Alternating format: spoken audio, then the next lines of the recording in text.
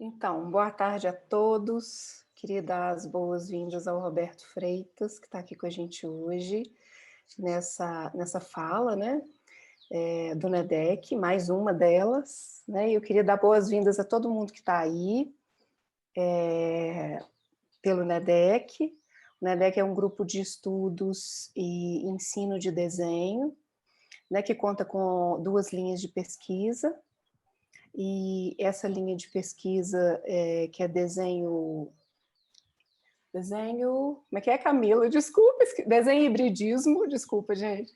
Desenho e hibridismo, conta com a participação também dos alunos, então a gente está recebendo vários alunos aqui hoje, né, para escutar o Roberto, e conta com a participação também, o NEDEC, de professores da Escola de Belas Artes, da UFMG, da Escola Guinhar, UENG, da Escola de Artes Plásticas da UFG e de um professor também da Universidade da Paraíba.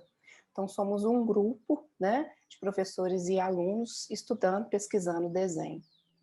Então, eu gostaria, então, de apresentar o nosso convidado de hoje, né, que é o Roberto.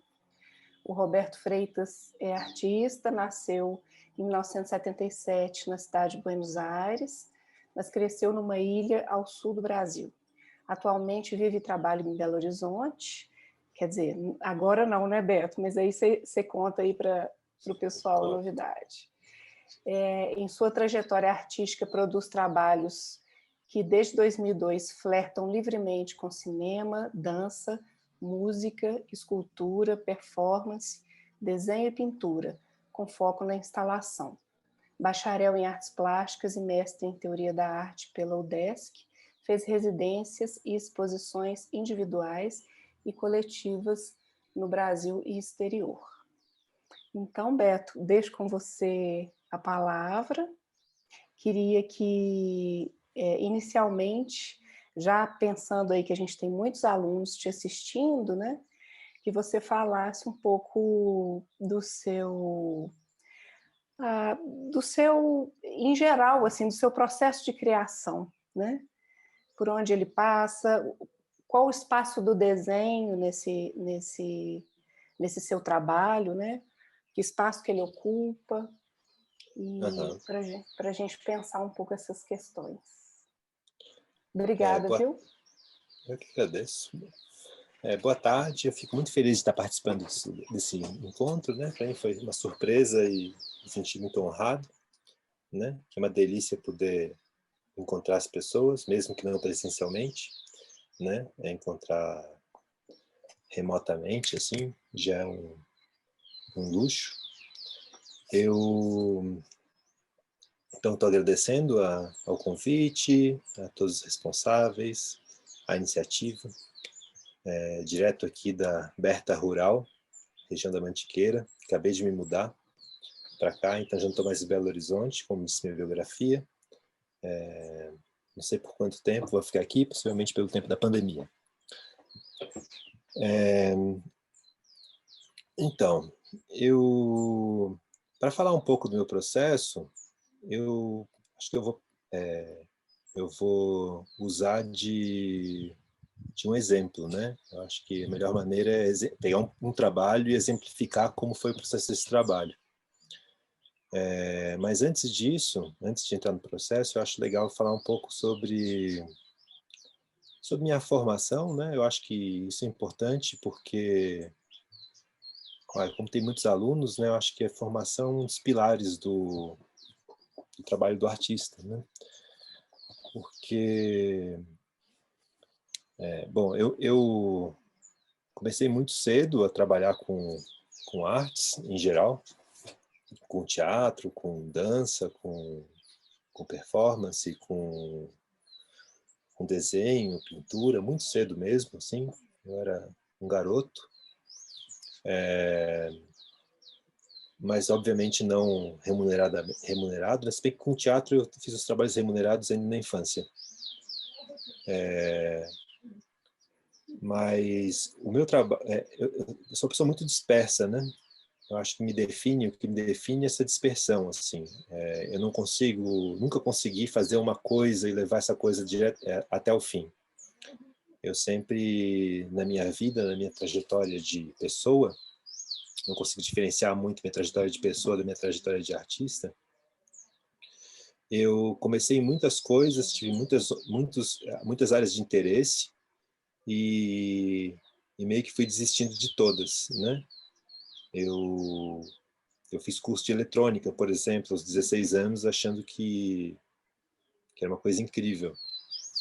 E daí, quando eu consertei a televisão que estava estragada em casa, depois de um tempo, eu perdi o interesse. Eu quis ser pescador, né? Fui aprender a pescar, né? Morava numa ilha no sul do Brasil, como diz minha biografia, e então um contato muito forte. Quem mora numa ilha tem um contato muito forte com o mar, das coisas do mar, né? Depois eu quis ser biólogo, fui estudar um pouco de biologia, isso muito cedo. E sempre desenhando, né? O desenho, eu tenho uma certa dislexia, é muito leve, mas o desenho sempre me fortaleceu, assim, né? Sempre foi um espaço de conhecimento. Eu consegui vencer minha dislexia através do desenho, por exemplo. Quando eu entendi que escrever era desenhar, eu parei de cometer erros de português, porque eu consegui me lembrar do desenho o gesto do desenho das palavras. Então, uma coisa que eu sempre falava para os meus alunos, quando eu resolvi ser professor, que desisti também, professor de desenho, professor de pintura, professor de teoria da arte, eu sempre falava para os meus alunos que se você sabe escrever, você sabe desenhar, porque é o mesmo processo, né? Mas também desisti, né? Desisti de ser teórico da arte, tentei ser curador, desisti, tentei trabalhar com dança, desisti. E, de repente, todas essas minhas desistências se uniram num trabalho que eu considero a fase madura do meu trabalho de arte, onde eu me descobri como artista de verdade, né? Então, todas essas coisas que eram desistências e frustrações, elas se somaram num trabalho de natureza multidisciplinar real, assim. Então, eu comecei a aproveitar essas coisas, por exemplo, a eletrônica, a marcenaria, que eu quis ser... Alguém está com o microfone aberto. A marcenaria, que eu quis ser marceneiro, a dança, o teatro, todas essas coisas, a teoria da arte, todas essas coisas que eu fui desistindo, eu fui somando no trabalho de uma maneira bem instintiva e natural, assim, e o trabalho virou isso, né? Virou esse lugar, assim, que eu não sei se eu estou fazendo cinema ou se eu estou fazendo desenho, né? Eu me toquei que era tudo mais ou menos a mesma coisa para mim. Então, nesse momento, por exemplo, eu estou filmando, pensando numa instalação. No final, meus trabalhos, em geral, terminam com instalações, né? Então, eu queria contar a história de um trabalho em especial para poder, daí, sim, entrar no que seria o processo criativo, né? Como que funciona a minha cabeça para construir um trabalho, né? Eu vou mostrar um trabalho especial, eu vou compartilhar minha tela aqui.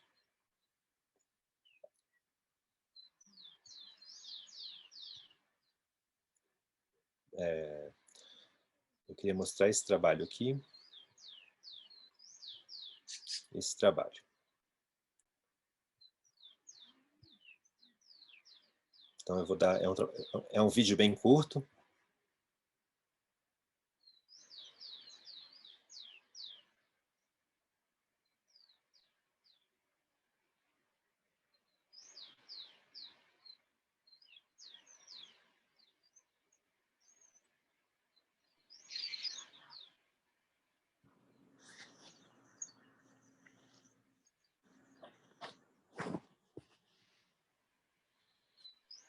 O Beto, ele tá sem som, tá?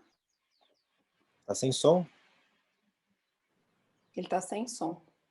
Ah, entendi.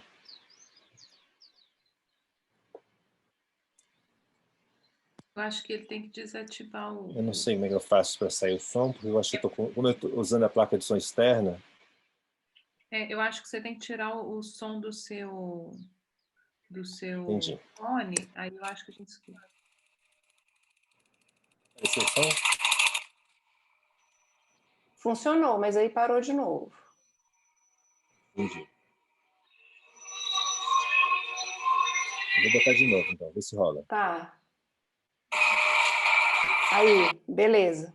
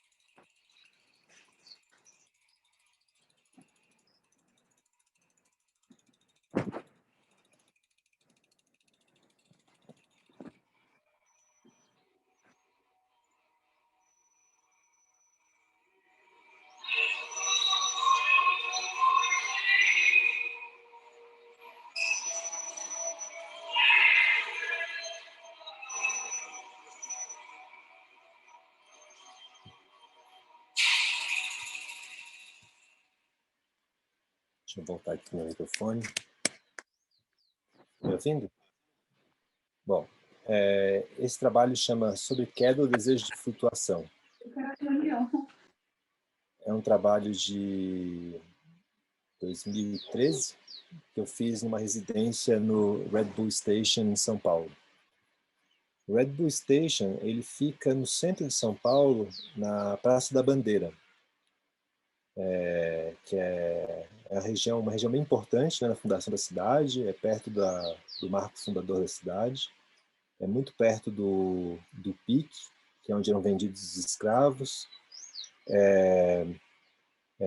no final do Vale do Anhangabaú, né, que é um dos rios principais da cidade de São Paulo, que hoje está coberto, né, soterrado pelo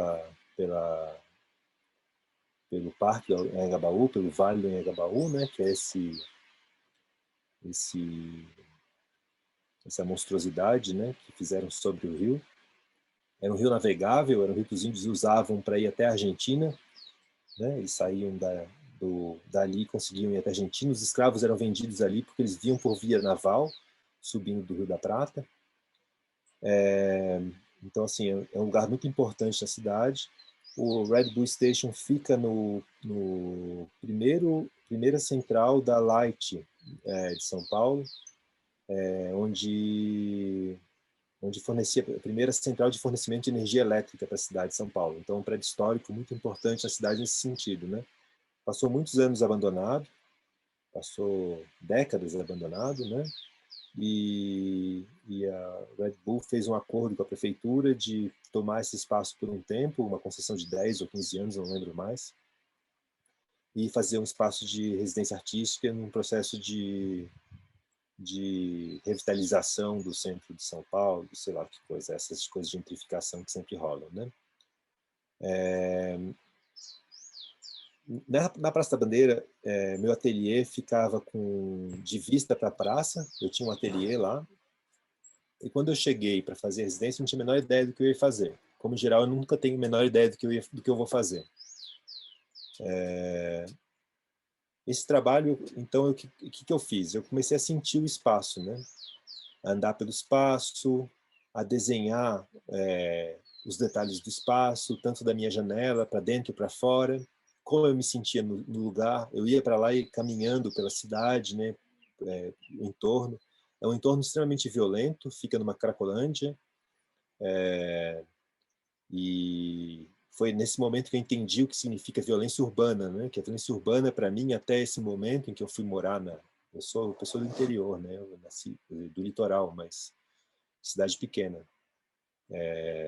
apesar de morar em São Paulo, eu sempre morei na Zona Oeste, num lugar super tranquilo, ia muito pouco para o centro.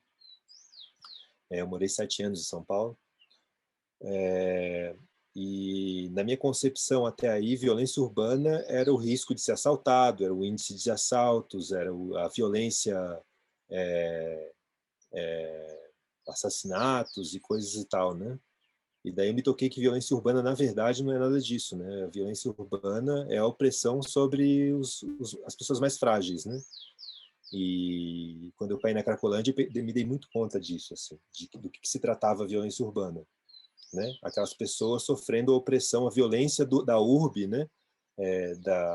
Inclusive a minha opressão, né? Como classe média, como uma pessoa, uma pessoa privilegiada, né? Exercendo meu privilégio, oprimindo quem não tem privilégios, né? E na Cracolândia isso ficou bem evidente, né? Eu vi cenas horrorosas lá, vocês não têm ideia, eu prefiro nem falar sobre, né? Eu fiquei convivendo lá um bom tempo, então me inteirando, conversando com as pessoas que moravam por ali, entrando em sincronia com o lugar, né? Foi um momento bem difícil. Então, a partir desse momento, eu comecei a fundar o que seria esse trabalho, né? Uma relação com essa determinada violência que estava acontecendo nesse lugar, assim, em minha volta. E, de repente, eu me toquei do nada, como num insight, que o prédio que eu via da minha janela era o edifício Joelma, que hoje mudou de nome, né? Ele tem outra cor, ele mudou de nome, ele chama Edifício Bandeira, mas é o edifício Joelma. Para quem não sabe, o edifício Joelma foi um dos grandes marcos de desastre no país. Foi um incêndio que ocorreu nos anos 70, final dos anos 70, em que morreram 200 e tantas pessoas, né? Uma tragédia, né? E o prédio, diferente, por exemplo, do que acontece em alguns outros países onde não sofrem esses processos coloniais tão duros, né, como a gente sofre, né, esse processo tão exploratório quanto o Brasil sofre, né, o que eles fizeram foi reformar, pintar e continuar existindo, né, quer dizer, como salas comerciais, como se nada tivesse acontecido, né. O mínimo que se esperava é que demolissem o prédio e fizessem um memorial aos quase 300 mortos, mas não, né? Obviamente não, porque aqui o poder do capital vence o poder do ser humano, né? A experiência humana, né? A gente consegue perceber bem isso que a gente está vivendo agora nessa pandemia, né? Em que os valores econômicos são mais importantes que os valores humanos, né? As pessoas morrendo e ninguém está nem aí, o importante é abrir o bar. Beto, só um segundo, eu vou só pedir licença para pedir para as pessoas desligarem as câmeras e os microfones, por favor. Obrigada. Então, assim, eu me toquei que o meu mote de ligação com aquele espaço seria uma conexão com esse edifício Joelma, né? Que representava muito, para mim, representa muito, virou tipo um marco do que é aquela violência daquele centro de São Paulo, né? Em que o poder econômico dos privilegiados oprimem radicalmente, inclusive a memória dos mortos, né? Nesse desastre que é a civilização. Pensando num viés bem benjaminiano, da civilização enquanto desastre mesmo, enquanto tragédia, né? Ângelos Novos, né? Onde uns veem civilização, eu vejo montanhas de ruínas e tragédias. E tragédia, né? Quando se inventa um edifício, inevitavelmente se inventa a tragédia do edifício, né? O incêndio, a morte, ou quando se inventa o avião, se inventa o desastre aéreo. Então, assim, ficou muito claro para mim que era ali o meu ponto de conexão. Eu não tinha, como vocês podem perceber no meu processo, eu tento manter o coração aberto para ver o que o que o mundo me traz, e a partir disso eu fundo um pilar do que é o começo do trabalho. Então, assim, eu levei 2 meses para entender 2 meses completamente perdidos, sem nenhuma noção do que eu ia fazer, né? Todos os meus colegas de residência fazendo coisas já, e eu sem conseguir, tipo, dar o primeiro passo. E daí eu marquei a pedra fundamental, né? Que foi uma conexão com esse desastre coletivo que é o centro de São Paulo, que é aquele lugar, né? Marcado tanto pelo PIC, que é o lugar da venda dos escravos, né? Que define muito quem somos enquanto nação, né? Define o lugar dos privilegiados e dos excluídos, né? Assim, e há muito que ser feito ainda para poder diminuir esse grande gap que existe entre essas civilizações, né? Entre essas civilizações, não, essas civilizações mesmo, né? A civilização que a gente está para construir e a civilização que é esse legado europeu colonialista, escravagista, violento, que é o que a gente é, de alguma maneira, ainda tentando se recriar como outra coisa, não sei direito, né? Acho que não vou entrar para aí. Mas esse era o marco inicial do trabalho, né? A partir de que eu defini isso, como seria esse trabalho, né? O que teria, assim, o que eu poderia construir que tivesse alguma relevância, que se conectasse com essa escolha que eu tinha feito, né? Com essa pedra fundamental, que era essa relação com o edifício Joelma e com aquele centro de São Paulo, com essa tragédia, né? Essa ausência de um memorial, por exemplo, para todos aqueles mortos, né? Que a maioria deles se jogou pelas janelas, né? No desespero do incêndio, porque não havia, nem havia protocolos de segurança de incêndio nos prédios no Brasil, como não haviam escadas para evacuar as pessoas, quer dizer, foi uma tragédia anunciada, né? Aconteceu ali, mas podia ter acontecido em qualquer outro prédio antes dos protocolos de segurança. Hoje melhorou muito. Ainda tem problemas, né? Obviamente. Bom, a partir disso, eu fiz recortado, eu comecei a recortar em plástico uma silhueta para cada um dos mortos no trabalho. E enquanto eu fazia isso, apareceu o nome do trabalho, né? Que era sobre queda ou desejo de flutuação. Porque, de alguma maneira, eu via nas pessoas que se atiraram pela janela durante o incêndio, não um desejo de morte, né? Mas um desejo de flutuação, de fugir do inferno que tinha se tornado um prédio em chamas, né? Então, eu imaginei uma máquina cinematográfica bem básica, bem simples, né? Quase uma caverna de Platão, em que se projetam sombras, né? Depois eu defini que ia projetar, na verdade, luzes, mas uma coisa bem simples, né? Uma imagem de animação. Eu defini que ia fazer uma animação em que cada um desses mortos na tragédia seria uma silhueta luminosa e que, diferente de uma máquina cinematográfica normal, em que o filme de acetato corre por dentro da máquina, eu resolvi fazer uma máquina que corre pelo filme, né? Mantendo essas pessoas mantendo essa imagem de representação dessas pessoas, dessa silhueta, como se fosse um anjo flutuando parado no tempo. Então a máquina passa dando um flash para cada uma dessas pessoas, cada uma dessa representação, essa efígie dessas pessoas, flutuando no espaço. E o resultado é um grande elevador, 7 metros e 80 centímetros, que era o pé direito da galeria do Red Bull Station, em que se desloca o elevador também num prédio, né? Então, assim, eu pensei muito nessa coisa do prédio, o elevador, né? Uma conexão com o prédio.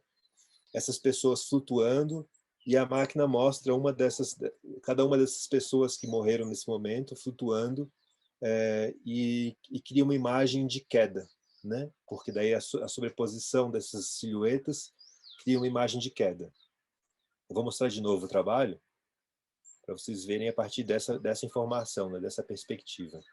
É bom mostrar de novo e falar para você.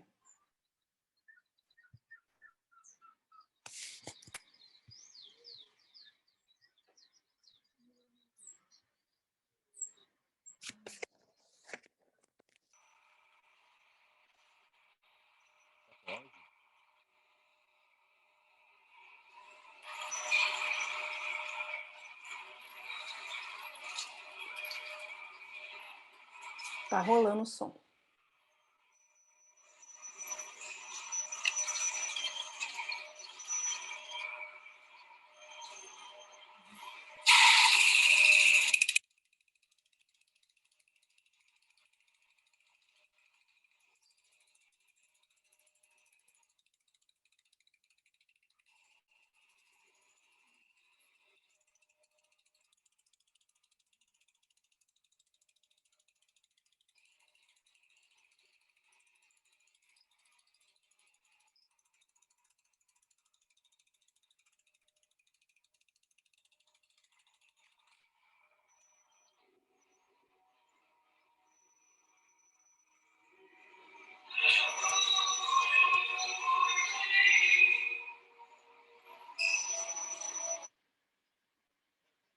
Vou colocar aqui meu fone de ouvido.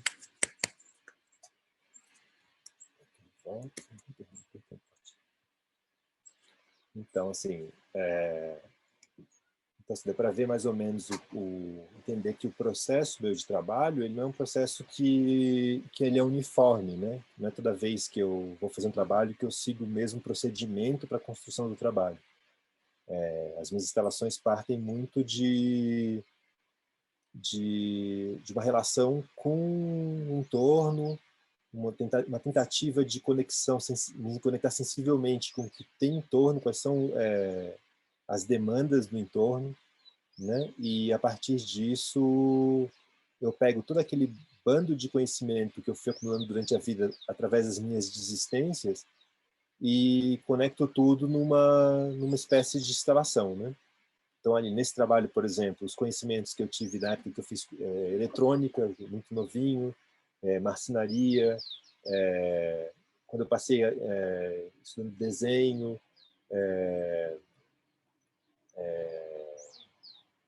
física, né, com coisas de projeção, ótica, mecânica, então assim tudo isso, assim poesia, tudo isso eu fui conectando, né? E o trabalho se configura numa instalação, ele ganha essa forma de instalação, mas poderia ser completamente diferente, né? Se eu tivesse um outro contexto, né? Eu posso mostrar um outro contexto, fazer mostrar de novo um, um outro trabalho e mostrar como é que foi o processo criativo desse outro trabalho, que seria completamente diferente, né? Por exemplo, vou fazer rápido para a gente não perder muito tempo, porque tem outras coisas importantes que eu queria dizer, mas eu vou fazer só essa comparação rápida para mostrar um outro processo como completamente diferente. Mostrar um trabalho que a Letícia gostou, um trabalho mais antigo. Quanto que é? Deixa eu ver aqui. Ah, eu adoro esse trabalho. É um trabalho, peraí, eu vou te mostrar aqui, compartilhar a tela. Esse trabalho aqui, por exemplo.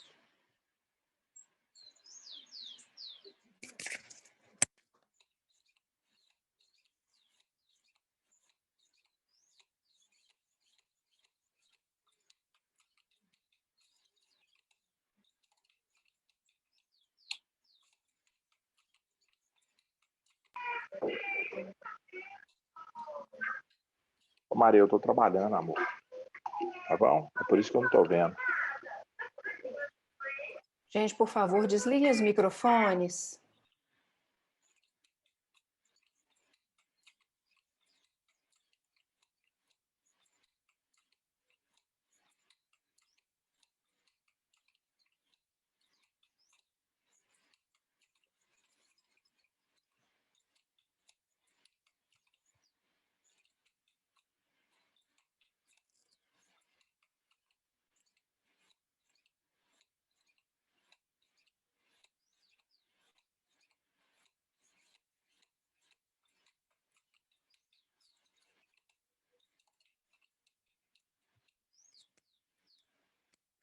Bom, eu não vou mostrar até o final do vídeo, porque o vídeo tem 2 minutos e meio, eu tenho que ter coisa melhor para fazer. Beleza. Esse trabalho, por exemplo, está me ouvindo? Tá, né? Esse trabalho, por exemplo, Cedro versus Cacheta, ele tinha um nome anterior que chamava La Noche de Mantequilla. Eu tive a oportunidade de ir para o México um tempo atrás, fazer um trabalho de dança e participar de dar uma conferência, trabalhar dar um curso de videodança lá. E eu tive a oportunidade de conhecer o centro de referência de boxe do Mantequilla. Mantequilla foi um lutador cubano que acabou radicado no México, que foi muito importante nos pesos-pena. Eu fiquei muito sensibilizado para a relação que ele tinha, que ele dizia existia entre... É um senhor muito idoso já, né? Ele trabalha em Juárez, que é um lugar muito violento, e uma condição muito precária, ele consegue tirar muitas pessoas dessa violência do que é aquela fronteira Estados Unidos. Olha, Shimabukuro. A violência que é essa fronteira Estados Unidos América Latina, né? Porque a gente pensa muito, eu sempre pensei, né, que o México sofre muito por ser a fronteira, estar na fronteira com os Estados Unidos, né? Os Estados Unidos já conseguiu pegar boa parte do território mexicano, né, se apropriar ao longo da história, e dividindo famílias, dividindo nações indígenas, né, dividindo nativos, né, essa coisa do imperialismo norte-americano. Mas eu me toquei indo para lá que a fronteira que o México faz com os Estados Unidos não é só do México, né? É a fronteira da América Latina inteira, inclusive a nossa fronteira com os Estados Unidos da América. Então é um lugar muito violento que concentra essa pressão, uma pressão tradicional, né, migratória para o norte, dos povos que moram lá, mas também toda essa pressão dos povos que vêm, inclusive do Brasil, as pessoas que vão da Argentina, do Uruguai, do Chile e de todos os outros países, né, da América Latina, tentando ir atrás desse, não sei o que realmente eu suspeito, realmente eu suspeito o que eles vão buscar, né, mas atravessar ilegalmente a fronteira para os Estados Unidos, com certeza não posso afirmar, né, porque cada pessoa é um desejo, um sonho, um universo. Mas essa coisa desse desejo de atravessar essa fronteira e essa violência, essa fronteira fechada, né, ao mesmo tempo uma conexão com o maior consumidor de cocaína do mundo, e aqui a gente é o maior fornecedor, né, e ali é a fronteira em que atravessa, né, esse montante de drogas. Então, é um lugar muito violento, né, acho que é o lugar com mais um índice de assassinato do mundo. É muito difícil um jovem não ter sido vítima de violência, né? As mulheres que eu conheci, a maioria delas tinha sido estuprada ou tinha uma irmã que tinha sumido. Os meninos também, muitos tinham sumido simplesmente. Então me comoveu muito. Eu conheci uma artista incrível lá, chama Maria Sanches, que é uma artista da performance, que me comoveu muito com várias histórias. Assim, eu fiquei muito mexido mesmo. E daí eu quis fazer um trabalho que eu fiquei com muita vontade de fazer um trabalho que conectasse esse universo do boxe que o Mantequilla falava com o universo da dança, né, que era uma coisa que eu estava muito interessado, e a minha coisa das instalações, os desenhos, até quase um desenho animado, né? Eu tinha lido um livro de contos do Julio Cortázar, e tinha um conto que era La Noche de Mantequilla. Logo depois que eu voltei do México, caiu na minha mão esse livro, que falava de uma luta do Mantequilla, que era o cara que eu tinha conhecido. E daí eu fiquei super emocionado e resolvi fazer esse trabalho. Resolvi que ia movimentar uma energia para fazer esse trabalho meio que homenagem, né? Essa coisa de uma câmera que luta e uma coisa meio engraçada, de brincadeira. Começou a ficar muito a fim de fazer esse movimento. E daí um curador de São Paulo me convidou para fazer uma exposição no Sesc Jundiaí, essa inauguração do Sesc Jundiaí, e daí entrou um dinheiro para fazer pesquisa e eu aproveitei e comecei a trabalhar nesse trabalho aí, nessa instalação.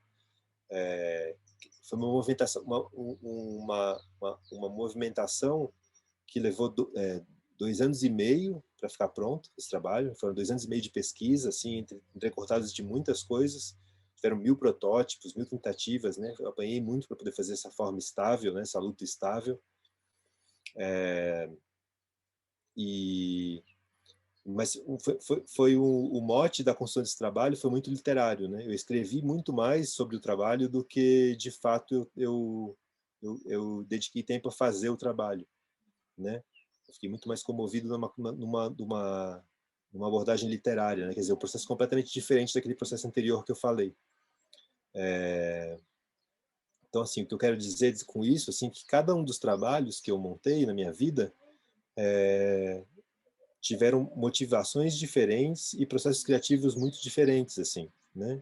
Uns muito complexos, muito profundos, inclusive alguns que o processo criativo foi tão complexo e profundo que eu não consegui terminar o trabalho, né?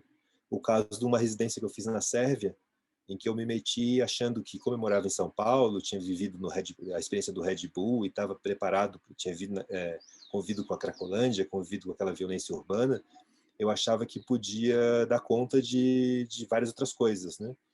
E quando eu fui convidado para fazer uma residência na Sérvia, eu resolvi trabalhar com a história da guerra, que era uma coisa que tinha marcado a minha infância, né? A Guerra dos Balcãs. E daí eu resolvi pegar um carro e cruzar a fronteira da guerra, com o mapa da Iugoslávia, antes da separação, né? Antes da guerra, antes de separar a Iugoslávia em vários países. Então eu não sabia onde eram as fronteiras, eu anotei no mapa onde tinham sido os grandes conflitos e resolvi ir de carro para lá. As estradas eram as mesmas, né? Mas sempre eu ficava cruzando fronteiras que eu não conhecia, não sabia que existiam, né? Alguns, inclusive, de países de terceiro mundo com União Europeia, né? Croácia, por exemplo, é União Europeia, e a Bósnia não, né? A Bósnia é um lugar bem economicamente falando, bem complicado. Mas quando eu cheguei em Sarajevo e comecei a viver a experiência dos relatos, de conversar com as pessoas e ver o que as pessoas tinham vivido, ver os cenários de batalha, todos ainda vivos, né? As marcas da batalha no corpo das pessoas, eu não consegui dar conta do trabalho, né? Eu entrei num colapso nervoso e precisei parar. Porque eu acho que uma coisa do meu trabalho é que quando eu estou começando a fazer uma instalação, começando a fazer um processo criativo que vai gerar uma instalação, que no final de contas é onde terminam em geral meus trabalhos, eu me envolvo muito emocionalmente, né? E daí eu encontrei uma fronteira do que eu sou capaz de fazer ali. E tive que desistir do trabalho, né? Foi a única vez que eu desisti do trabalho no caminho. O que foi bem forte para mim, assim. Então, mostrei, falei de 3 processos, né? Quer dizer, 3 que são. Então, o que eu quero dizer também é que os meus processos são de envolvimento e risco, né? Às vezes eu não dou conta mesmo, né? Quando eu começo a fazer um trabalho, eu não sei para onde ele vai, não tem uma forma definida que eu quero ele, um formato que ele vai ter, assim, eu não defino isso. Eu tento antes me contaminar emocionalmente para que esse formato, para que essa aparência, né, isso que vai ser visível pelo público, seja verdadeiro, né, seja uma conexão espiritual mesmo, profunda. E nesse sentido tem muitos riscos, né? Tanto de o trabalho não acontecer, como o da Sérvia, que não aconteceu, o trabalho ficou pela metade, quanto de fazer um trabalho que eu achei que ia levar um mês, levou 2 anos e meio, 3 anos, né? La Noche de Mantequilla. Não consegui fazer para a exposição que eu fui convidado, acabei mostrando ele numa exposição muito posterior, né? Mostrei um outro trabalho na exposição, porque levou muito mais tempo. O processo foi um processo literário, um processo que trouxe outras conexões, então ele precisou se prolongar ao longo de muito tempo, né? E nesse sentido tem trabalho que está há 10 anos, eu estou há 10 anos trabalhando nele, e ele ainda não está pronto, né? Então eu queria mostrar para vocês agora um pouco da abordagem do desenho no trabalho, né? Porque até agora eu falei dos processos do desenho mental. Para mim, desenho, assim, eu acho que é importante definir para assim, um paradigma do que é desenho para mim. Assim. Para mim, desenho pode ser várias coisas, né? Eu gosto muito de uma definição de um teórico, não gosto muito da definição, mas uma definição que eu me baseio às vezes, assim, de um teórico italiano, chama Frederico Zuccaro. Vocês conseguem encontrar textos dele naquele livrozinho de pintura da Jacqueline Lichtenstein, naquela coleção,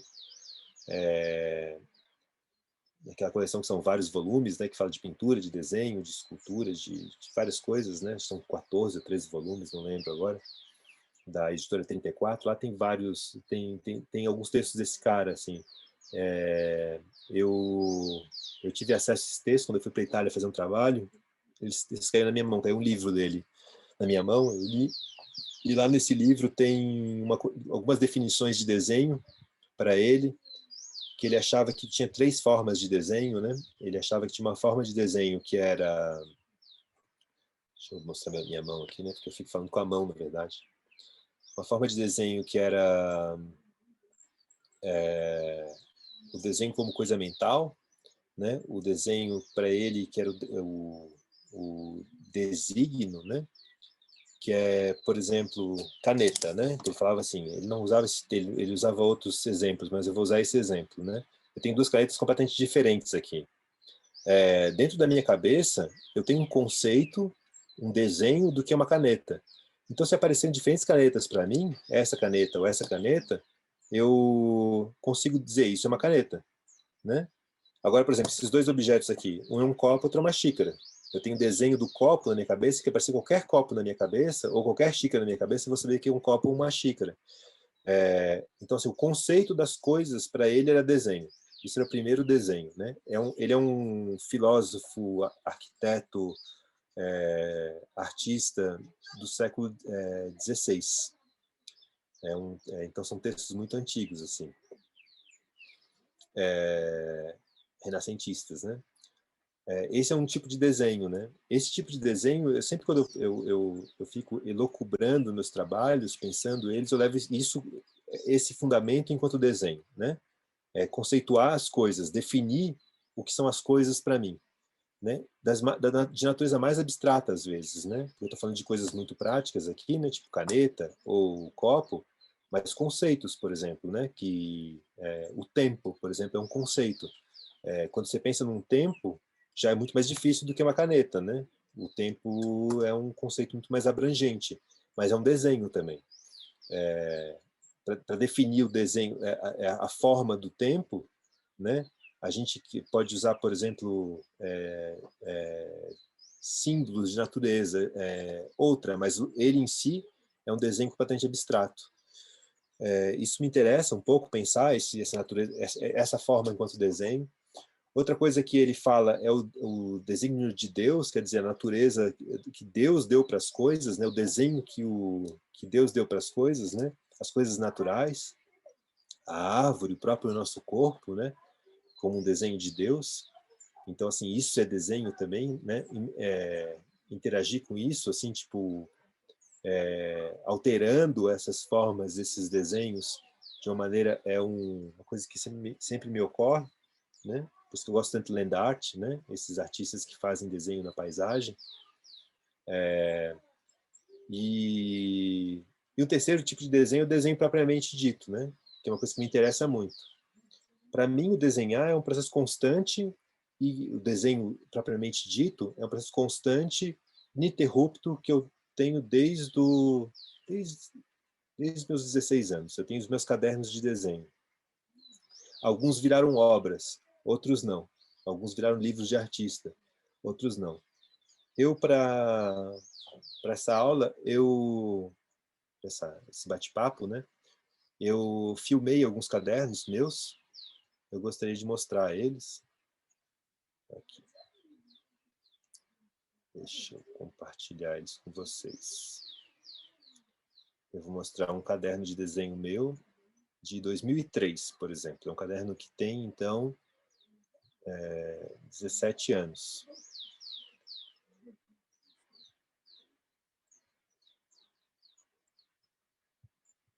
Como é que faz para compartilhar aqui? Compartilhar a tela.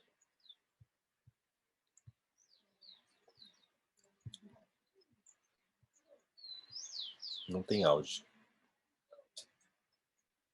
Então, assim, eu tenho cadernos de desenho, sempre tem cadernos de desenho, né? Então, sempre quando me ocorre, eu retomo esses cadernos levam às vezes anos para ficarem prontos. Assim, o desenho é um hábito da minha vida. Então, tem esse tipo de caderno, que é um caderno obra, né? Que é um caderno que eu pego, eu caderno folhas, né? Primeiro faço o livro. Uma coisa do meu trabalho é que eu gosto de fazer tudo. Então, quando vocês verem, por exemplo, um caderno, normalmente quem fez o caderno fui eu.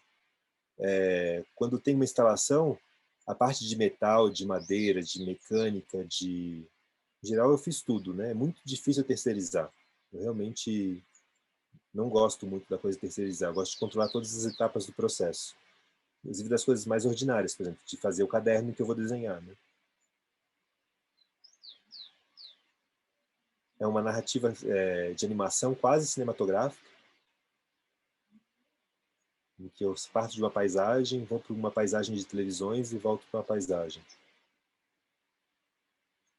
Eu fiz uma série bem longa desses desenhos de 2001. Fiz uma exposição chamada Neblina, chamo de Neblina essa série de trabalhos. Eu fiz uma exposição com cadernos assim. Foi minha primeira individual no Museu Vitor Meirelles, em Florianópolis. Até hoje, continuo fazendo, né? Então fazem 19 anos que eu faço esse tipo de caderno. Eu tenho esses cadernos de desenho. Eu vou compartilhar outra tela, que é o outro tipo de caderno.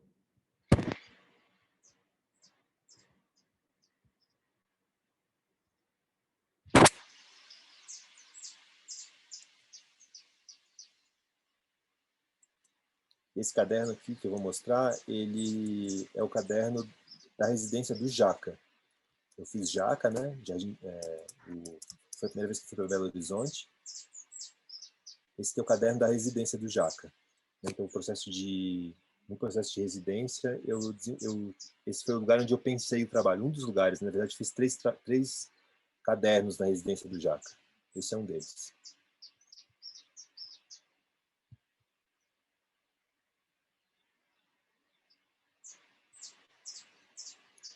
Esse caderno eu comprei, né?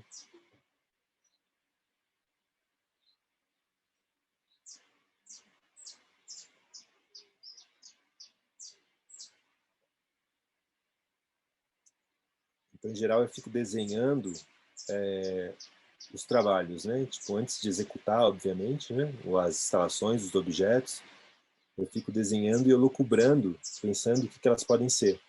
Então, assim, esse espaço do desenho enquanto pensamento é muito importante para mim, assim, né? Sempre o caderno é o lugar em que eu projeto, vejo, faço emulações, né? Se funcionaria ou não funcionaria, desisto, volto atrás.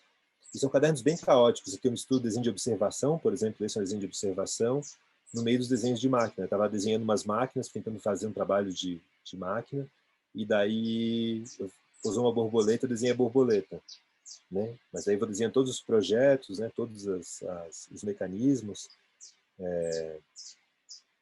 hipóteses de aplicação, né?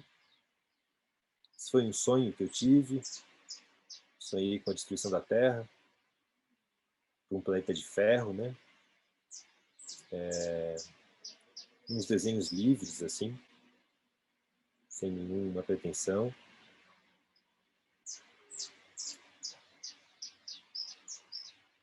Uns desenhos de observação, esse é um desenho de observação de um caminhão de mineradora.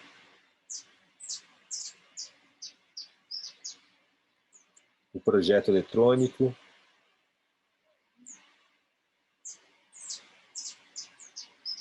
Então, assim, o desenho, né, além de ter uma coisa do desenho enquanto obra final, assim, né, por exemplo, naquele caderno que eu mostrei para vocês antes, Neblina, O desenho é um espaço de pensamento nesse sentido que o Zúcaro fala, né? Do pensamento mental, da construção dos conceitos, né? Onde eu formulo o que vai ser, o que pode ser ou não pode ser um trabalho, né? Um conceito do trabalho. Sonho também, sem sonho. Sonho é muito presente no meu trabalho, a coisa espiritual do sonho, sabe? É um negócio que me conduz muito, né? Aparecem muitas soluções para o que eu estou pensando e fazendo, me aparecem em sonhos. Eu tento estar bem conectado com isso. Vou passar mais rápido, porque são longos, né? E daí vai. Todos os projetos, tentativa, erro, não deu certo, eu vou lá, faço de novo.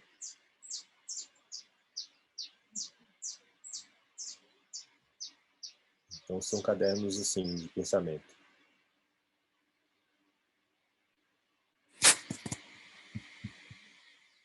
Vou mostrar mais um caderno para vocês. Caderno da pandemia. Essa pandemia, desde que começou, tem um caderno número 7. Não, 7 que eu filmei. 8, 9, 10. Um 10º caderno já da pandemia. Tá longa essa pandemia. Beto, eu só quero lembrar para o pessoal que quem quiser fazer pergunta já pode.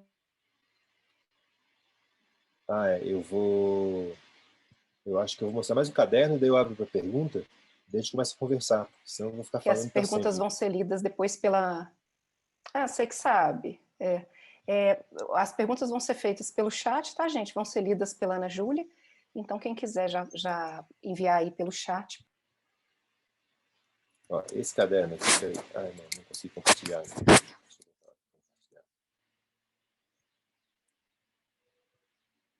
Está acontecendo alguma coisa no seu áudio. No meu áudio? Voltou, eu acho que normal. Voltou. Eu bati no microfone aqui. Esse caderno aqui, por exemplo, da pandemia.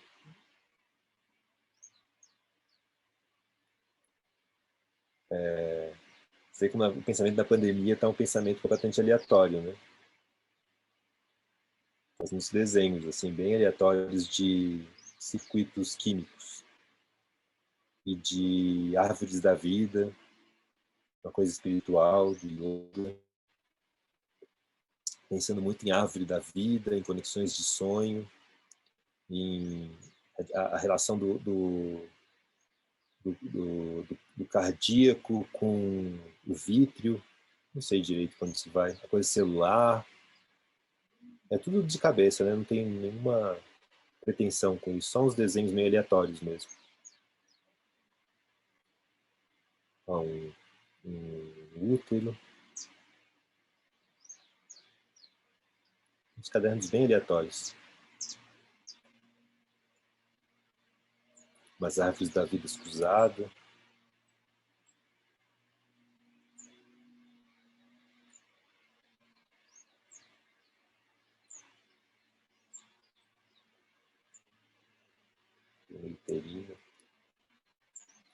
Enfim, o desenho é um negócio para mim assim constituinte, né? Fundamental assim, né? Então não tem nada que eu tenha feito na minha vida que não tenha tido um caderno inteiro dedicado a ela, né? Então cada instalação, cada trabalho de dança, trabalho do que for, né? De performance, né? Sempre está conectado com o caderno. Eu queria mostrar só, eu vou mostrar mais um caderno, então. Esse caderno vai indo, né? Vou mostrar mais um caderno, que pode ser legal. É um caderno da minha adolescência. Um caderno muito... Interromper compartilhamento. Um caderno bem antigo. Deixa eu ver se eu acho.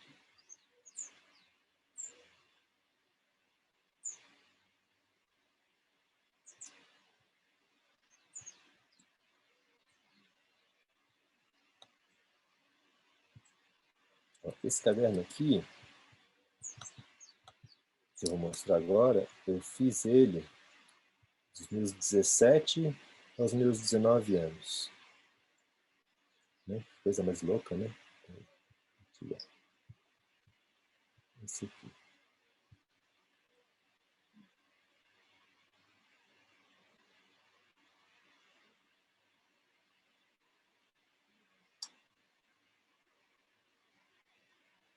passar rápido, porque são muito grandes. Mas olha só, tudo que eu faço hoje, eu já fazia naquela época. Bem engraçado isso. Eu achei esse caderno, achei super curioso. O trabalho do Bill Viola, que eu tive do Bienal. Estudando do Champ. Muito engraçado. Ah, não, esse caderno é mais novo. Esse aqui é um caderno antigo. Isso é a mesma coisa. Deixa eu ver esse caderno aqui.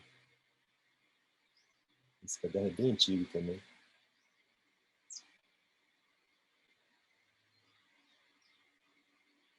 Estudando a anatomia do olho.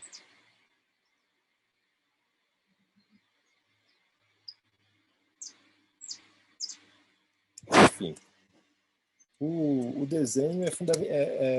Desenho nesse sentido mais prático mesmo. Nesse sentido do desenho mesmo, é fundamental no meu trabalho, né? Mas normalmente ele não aparece, né? Esses cadernos eu nunca mostro, né? Eles ficam sempre escondidos, né? São quase diários, né? Porque como eu anoto sonho, anoto pensamentos, anoto muita coisa muito íntima, né? Em geral eu nunca mostro eles estão sempre no background, assim. Em geral mesmo eu mostro só a instalação, né? Eu mostro bem assim, fixamente a instalação. Exposição de pintura, apesar de ser uma pessoa que pinta desde meus 16, 17 anos, e ter feito muita pintura, a primeira exposição de pintura em que apareceram pinturas foi a exposição minha individual na Galeria Virgílio, em São Paulo, que é de 2012. Foi a primeira vez que eu mostrei uma pintura. E minha primeira exposição em que eu mostrei pintura mais forte mesmo, assim, que eu mostrei uma série de pinturas, foi ano passado, 2019, na Dot Art, aqui em Belo Horizonte. Ou seja, eu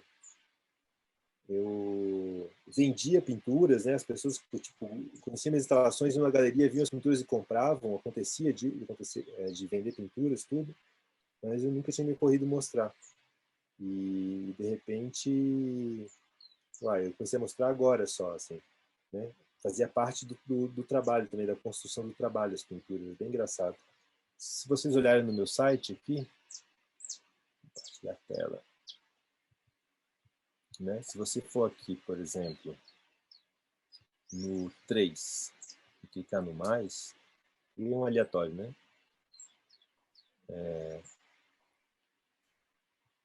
Essa instalação aqui, por exemplo, deixa eu ver se mostra os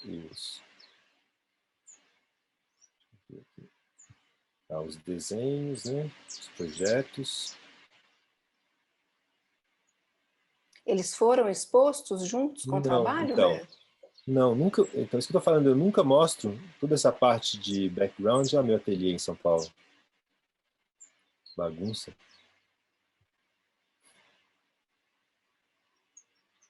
E você nunca pensou em mostrá-los?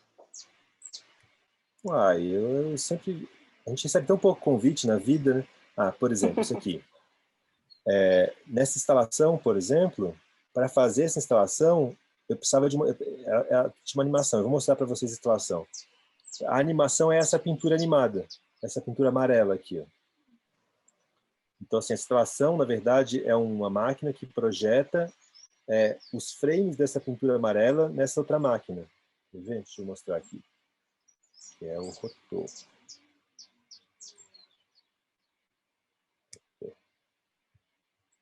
Esse aqui. Então, você tem duas máquinas, né? Principalmente se não estou ouvindo o áudio, mas não tem problema. Um áudio é um áudio assim...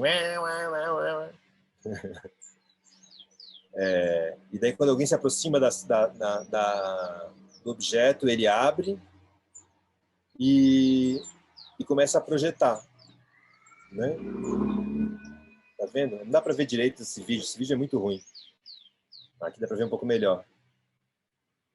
A projeção desse casal que se apoia um no outro, né? É essa pintura aqui, né? Então são os frames dessa pintura aqui, né? Então assim, a coisa da pintura entrava muito no meu trabalho como auxiliar, né, como background, né? Eu também não mostrava. Acabou que eu mostrei essa pintura numa exposição coletiva ano passado e vendeu, mas eu nunca tinha mostrado ela. Bem engraçado, assim, que essas coisas de ter pintura a óleo, por exemplo, como parte do processo, né, que normalmente a pintura a óleo é o fim do processo, eu sempre encarei ela como parte de desenho, assim, como uma coisa menor do trabalho, assim, como uma das etapas de produção do trabalho, né? E como são técnicas que eu aprendi ao longo da vida, mais umas técnicas que eu desisti, né? Coisa da desistência como um ponto fundamental do meu trabalho, né? Eu aprendi a pintar óleo, mas eu desisti de ser um pintor. Mas eu uso o óleo como parte do processo de construção de coisas do trabalho, né? Assim como o desenho, né? Os cadernos, por exemplo, né? Eu poderia ser um desenhista, né? Fazer exposições de desenho, coisas assim, né? Me ocorreu algumas vezes. Quando eu fiz a minha primeira exposição individual lá no Vitor Meirelles, em Florianópolis, que se chamava Neblina, eram de desenhos, né? Mas eu desisti de ser um desenhista, de trabalhar com desenhos, né? Desenho nanquim sobre papel, né? Eu desisti. Mas hoje esse desenho é fundamental na construção do pensamento do trabalho, né? Mais ou menos Que eu isso. acho que representa também uma maneira de você entender que, de alguma forma, você não desistiu, né? É uma desistência, assim, no meio do caminho, né, Beto? Porque as suas desistências, elas estão com você, né? Sim. Sim, isso que eu estava falando, né? Que para mim era uma desistência dramática, né? Foi uma coisa sofrida desistir, né? Não foi uma coisa fácil. E de repente, no momento de maturidade do trabalho, eu percebia que todas essas desistências que foram sofridas, elas me acompanhavam e elas que me constituíam, né? Que é essa coisa de eu ter a natureza do meu trabalho, do meu processo, acumulação, né? Acumulação desses múltiplos conhecimentos que eu fui longamente adquirindo durante a vida, durante esse processo de tentativa de fazer uma coisa que eu achava que ia ser o que eu ia fazer na vida. Por exemplo, trabalho em eletrônica, por exemplo, né? E daí as pessoas me perguntam, mas como é que você faz a parte eletrônica? Eu faço. Mas onde é que você aprendeu? Não, onde que eu aprendi, né? Eu nem lembro direito onde eu aprendi. Né? Mas você faz a marcenaria do seu trabalho, como é que você aprendeu a fazer isso? Pois é, eu aprendi, né? Não sei direito. Daí você desenha, você projeta, você edita seus vídeos, você faz a trilha sonora, né? Faz música do trabalho, né? Lancei um disco no passado, por exemplo, né? Eu tive uma época que eu achei que ia ser músico, né? Desisti, mas ano passado eu lancei um disco, anos depois de ter desistido, né? Eu desisti aos meus 16 anos de ser músico, né? Quando eu comprei uma guitarra e comecei a tocar, eu desisti, né? Aprendi um pouco de teoria musical e de coisas assim, mas eu desisti, né? Ano passado eu lancei um disco, né? Engraçado. Meu primeiro disco. Já estou pensando em lançar outro, né? Estava conversando com um amigo meu esses dias aí de gravar outro já. Uhum. Então, assim, é engraçado demais isso, assim. Acho que isso é fundamental do trabalho, assim. Essa coisa desse acúmulo dessas desistências, né? Então, esse ser que desiste, mas não consegue se desfazer eu desisto, né? Mas eu não consigo me desfazer daquilo que eu adquiri, né? Porque o conhecimento não é uma coisa diferente de eu sei lá, eu tenho uma máquina fotográfica, eu desisti de ser fotógrafo, eu posso simplesmente jogar a máquina fora e nunca mais vou fazer foto, né? Porque eu não vou ter a máquina, né? Agora, o olhar fotográfico, você não tem mais como abrir mão, né? Você não tem como olhar as coisas mais em volta, depois que você se dedicou um tempo ao olhar fotográfico, e não vê tipo, esses recortes fotográficos, essa coisa da janela, né? Do cinema, por exemplo. Depois que eu comecei a trabalhei um tempão com vídeo, eu não consigo mais andar num carro e não ver tipo um traveling, né? Isso condiciona a maneira de eu me comportar no mundo, né? E é muito interessante ver como todos esses conhecimentos vão constituir realmente seu trabalho. De uma forma muito forte, muito aparente também, o que é bacana de ver, assim. Mas, Beto, eu acho que a gente podia abrir aí para as perguntas, porque parece que já tem umas perguntas no chat. Sim, por Ana favor. Júlia podia... Aí, ela aí. Bom, muito obrigada, Roberto, pela tua Eu que fala, agradeço. por compartilhar seu trabalho com a gente hoje. Vou estar lendo, então, algumas perguntas que estão surgindo no chat a partir da tua fala. Primeiro, a Débora, ela te perguntou, ela disse que gostaria de saber se você pensa em retomar esses trabalhos que você comentou que abandonou, né, no processo, se você tem essa intenção. Uhum. Então, tem os que eu abandonei mesmo, né? E que daí eu não vou voltar. Provavelmente, se eu voltar, vai ser de outra maneira, né? Um dos projetos que eu mais dediquei tempo na minha vida foi de virar professor universitário, por exemplo. Eu cheguei a fazer um mestrado em teoria e crítica da arte, né? Pensando em ser professor universitário. Dei aula na universidade, né? E desisti. Provavelmente, esse tipo de coisa eu não vou voltar mais, não, né? Até porque eu fiz como é que chama? Um currículo Lattes suicídio, né? Suicídio Lattes. Então, Como que depois foi você... isso? Você para de atualizar o Lattes, ele vira uma bola de neve que é impossível, né? Se Ah, desiste, sim. né? Nunca mais. Nunca mais. Então assim, não voltarei, né? É condicional que eu não vou voltar. Mas eles voltam, né? É isso, né? Agora que eu estou falando com vocês aqui, eu não consigo estar conversando e não trazer essa bagagem. Eu abandono, Uhum. mas esse espírito professor, né? Da época que eu dava aula, não me abandona, né? Eu gostaria muito de me abandonar, eu gostaria muito de virar, tipo, de aproveitar que estou aqui nas montanhas, terras altas, sentar numa caverna ali e virar um guru espiritual, etc. Mas até isso eu já tentei fazer, virar yogi, né? Mas não dá, né? Não dá. Infelizmente, infelizmente as coisas não abandonam a gente. Então, tem trabalhos que eu estou há 10, 15 anos trabalhando e que eu não abandonei, né? Que eu continuo como achando que eu vou terminar. Quando for o tempo dele. São projetos de longo prazo, mas os que eu abandonei mesmo, muito pouco provável. Não, muito pouco provável. Né? Mas nunca se diz nunca, né? Porque o mundo já me ensinou, né? Poucas coisas que eu aprendi na vida é que toda vez que você diz que não, né? A vida vem e diz que sim. Né? Se tiver outras perguntas, não sei se eu respondi. Bom, acerca das desistências também, né? A Andrea, ela perguntou o seguinte: essas desistências estão me parecendo, na verdade, uma espécie de metodologia intuitiva. Isso não faria parte constituinte do seu próprio processo? Com certeza. É isso mesmo. Quando eu desisto, que, na verdade, assim, quando eu estudo alguma coisa, eu me dedico bem a fundo, assim. E daí canso, né? É isso, canso, né? E daí quando você cansa, eu paro de estudar, paro de fazer aquele determinado momento daquilo e vou fazer outra, porque meu pensamento tem a ver com a minha dislexia, né? Então, assim, ou com o meu déficit de atenção. Né? Então, a atenção, eu cansei de botar atenção naquilo, vou botar atenção em outra coisa. E meio que abandono aquilo, mas aquilo vai voltando, né?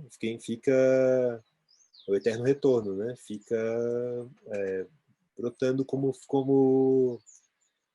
força, como é que é? Como recalque. Então, todas essas minhas desistências são recalques que voltam, ecoando, como diz o Shima, né? São recalques que voltam, assim, né? A gente tem que lidar com nossos recalques, né? Não tem como abandonar eles, né? É isso, e assim eu vou morrer tendo que lidar com essas escolhas de vida, né? Não tem nada que eu possa fazer. Mas o que eu acho que a inteligência do trabalho, assim, eu acho que é onde eu ganho no trabalho, é aceitar que todos esses conhecimentos, eles me são úteis, eu tenho que manter eles à mão também, né? Porque também eles são meio que como andar de bicicleta, eletrônica é meio como andar de bicicleta, mas volta e meia tem que atualizar, né? eu estudei eletrônica, não existia tanto eletrônica digital, era um negócio mais raro. Então, quando eu comecei a trabalhar com eletrônica de novo, em 2010, 2011, que entrou no meu trabalho de eletrônica, que apareceu uma necessidade e eu fui atrás, a eletrônica tinha mudado muito já, né? O tipo de programação, eu tinha aprendido a programar em C, e de repente tinha linguagem de alto nível, já outras coisas, mas são relativamente parecidas as coisas, né? Então, tipo, eu tenho que me atualizar porque surgiu uma demanda do trabalho. E daí eu tenho que estudar um pouco, voltar a esse assunto e estudar um pouco ele, assim. Mas, em geral, tem as coisas que são tipo andar de bicicleta mesmo, né?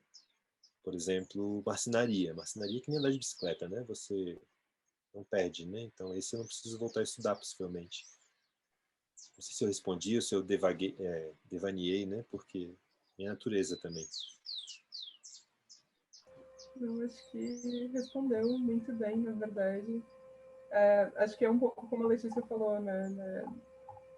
A gente pode desistir das coisas, mas elas não desistem da gente também, né? Fica guardado em algum lugar, como você falou, às vezes precisando atualizar, mas aquela base está sempre presente, né? Bom, a Andrea também fez outra pergunta. Ela disse o seguinte: você mostrou cadernos com anotações gráficas, segundo você aleatórias, mas também outro com uma lógica sequencial. Há alguma relação direta entre eles? Ou a relação está apenas no objeto, substrato, caderno e a intimidade, facilidade de manuseio e registro que oferece? Eu acho que assim, ali eu mostrei dois tipos de caderno, né? Um caderno que é o caderno obra, é um caderno que eu vou fazer desenhos, né?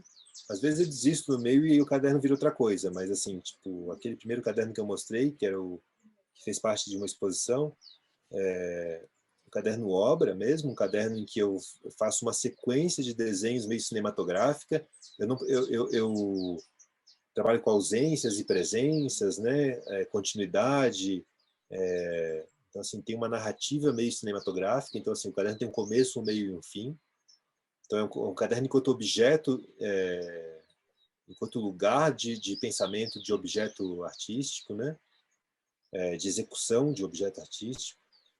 E o outro caderno é um caderno de pensamento aleatório mesmo, né? Um caderno que eu vou anotar desde do sonho que eu tive, a uma ideia de um trabalho novo, a resolver um problema que eu tive num outro trabalho que eu resolvi mal, então que eu tenho que pegar e, tipo, sabe, uma instalação, por exemplo, que eu tenho montada já, que inclusive já foi vendida, que está na casa de um cara, e que se eu tivesse feito um negócio diferente, ela não ia quebrar, e ela vai quebrar, eu sei que ela vai quebrar, e o cara uma hora vai ter que me chamar para me restaurar, para eu restaurar. Então, assim, eu já sei como eu vou restaurar aquilo para que não quebre de novo, porque eu já tive esse, anotei no caderno.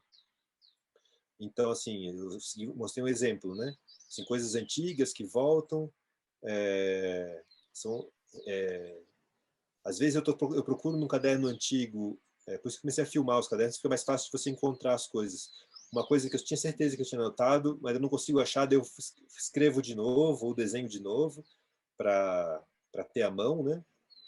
E eu retomo muitos cadernos, né? Eu fico vendo os cadernos depois e usando os cadernos como base para fazer novos cadernos, para redesenhar algumas coisas que me interessaram. Então, tipo, tem muitos nos cadernos, às vezes, partes que são decupagem de cadernos antigos, determinados projetos lá. Eu fiz um trabalho que chamava, um trabalho que eu acho um dos trabalhos mais bonitos meus, que eu até quero terminar com ele, que acho que é o melhor trabalho, mostrou que nossas instituições não são burras, que o MAR adquiriu, Museu de Arte do Rio de Janeiro. Chama Desejo de Flutuação, não, chama Dois Corpos. Que é isso? Tipo, eu tinha anotações sobre levitação magnética. Não, quando eu ouvi falar de trens magnéticos que levitavam no Japão nos anos, sei lá, nos anos 2000. Comecei a notar coisas sobre isso, assim. Então, volta e meia eu estava pesquisando isso. E daí aconteceu um momento em que eu... Não é esse não, Chima, é outro. É Os Dois Corpos mesmo. O trabalho que eu fiz para Raquel. Aconteceu de eu sofrer um um baque na minha vida, na minha trajetória, e eu precisar fazer esse trabalho de flutuação. E daí todo aquele conhecimento eu fui nos cadernos, fui buscando o que eu tinha escrito sobre, e daí resolvi o problema, assim, né? Quando apareceu a demanda, eu estava já pensando nessa demanda há muito tempo, tinha vários fragmentos desse pensamento já espalhado por anos mesmo. E daí foi quando eu resolvi começar a filmar os cadernos, porque ficar folheando os cadernos. Primeiro que como eu estou viajando muito, os cadernos estão armazenados numa mapoteca que agora estão em Belo Horizonte. Não tem acesso a eles, né? 2 corpos, exatamente, 2016. O trabalho que fiz para a Raquel. A Shima está falando comigo aqui pelo chat do... Não sei se vocês conseguem ver. Mas é isso.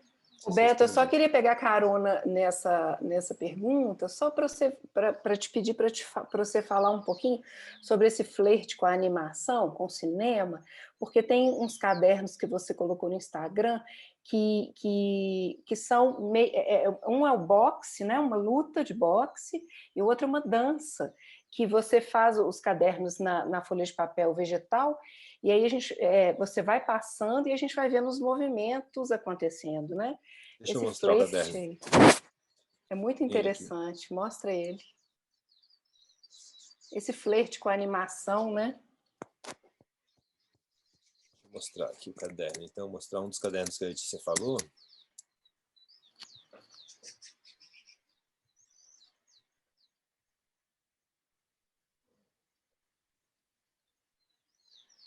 Esse caderno é um caderno chamado Dança.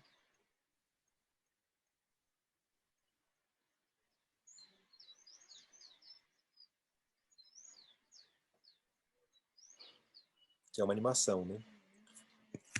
Eu cheguei a fazer desenho animado profissionalmente, né? Por um tempo. Daí eu desisti também. Mas para mim é uma coisa muito importante a coisa da animação.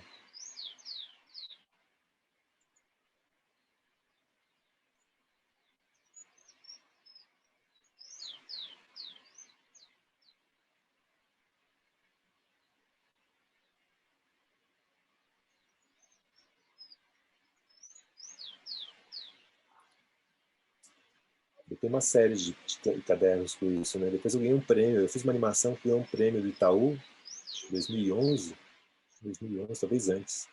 2009, 2011, não lembro. Que era também desenho assim, mais ou menos como esses, assim, mas daí eu animava mesmo, né? Eu escaneava e botava enquanto uma animação mesmo.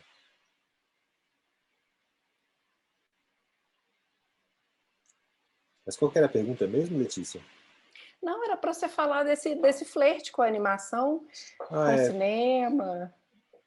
Eu acho que todos temos, né? Uma vez eu escutei alguém falar, que não sei quem foi, não sei quem que falou, mas eu escutei talvez num filme, e depois que inventaram o cinema, mudaram a maneira do homem sonhar, né? O homem nunca mais conseguiu sonhar como antes, na invenção do cinema.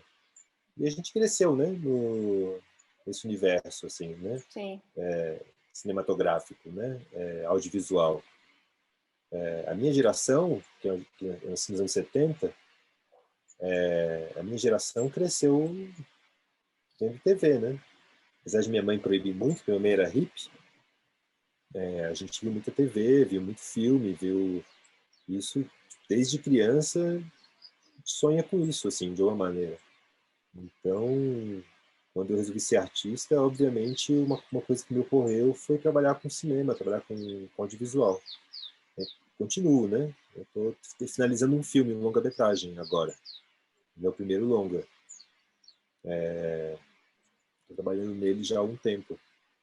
É isso, sim, o cinema é uma coisa fundamental, acho que do olhar de todos nós, né? Acho que talvez a geração mais nova aqui tem outras complexidades, essa coisa de rede social, da coisa do selfie, tem outras camadas, outros layers que eu nem entendo direito, assim. O excesso de imagens, né?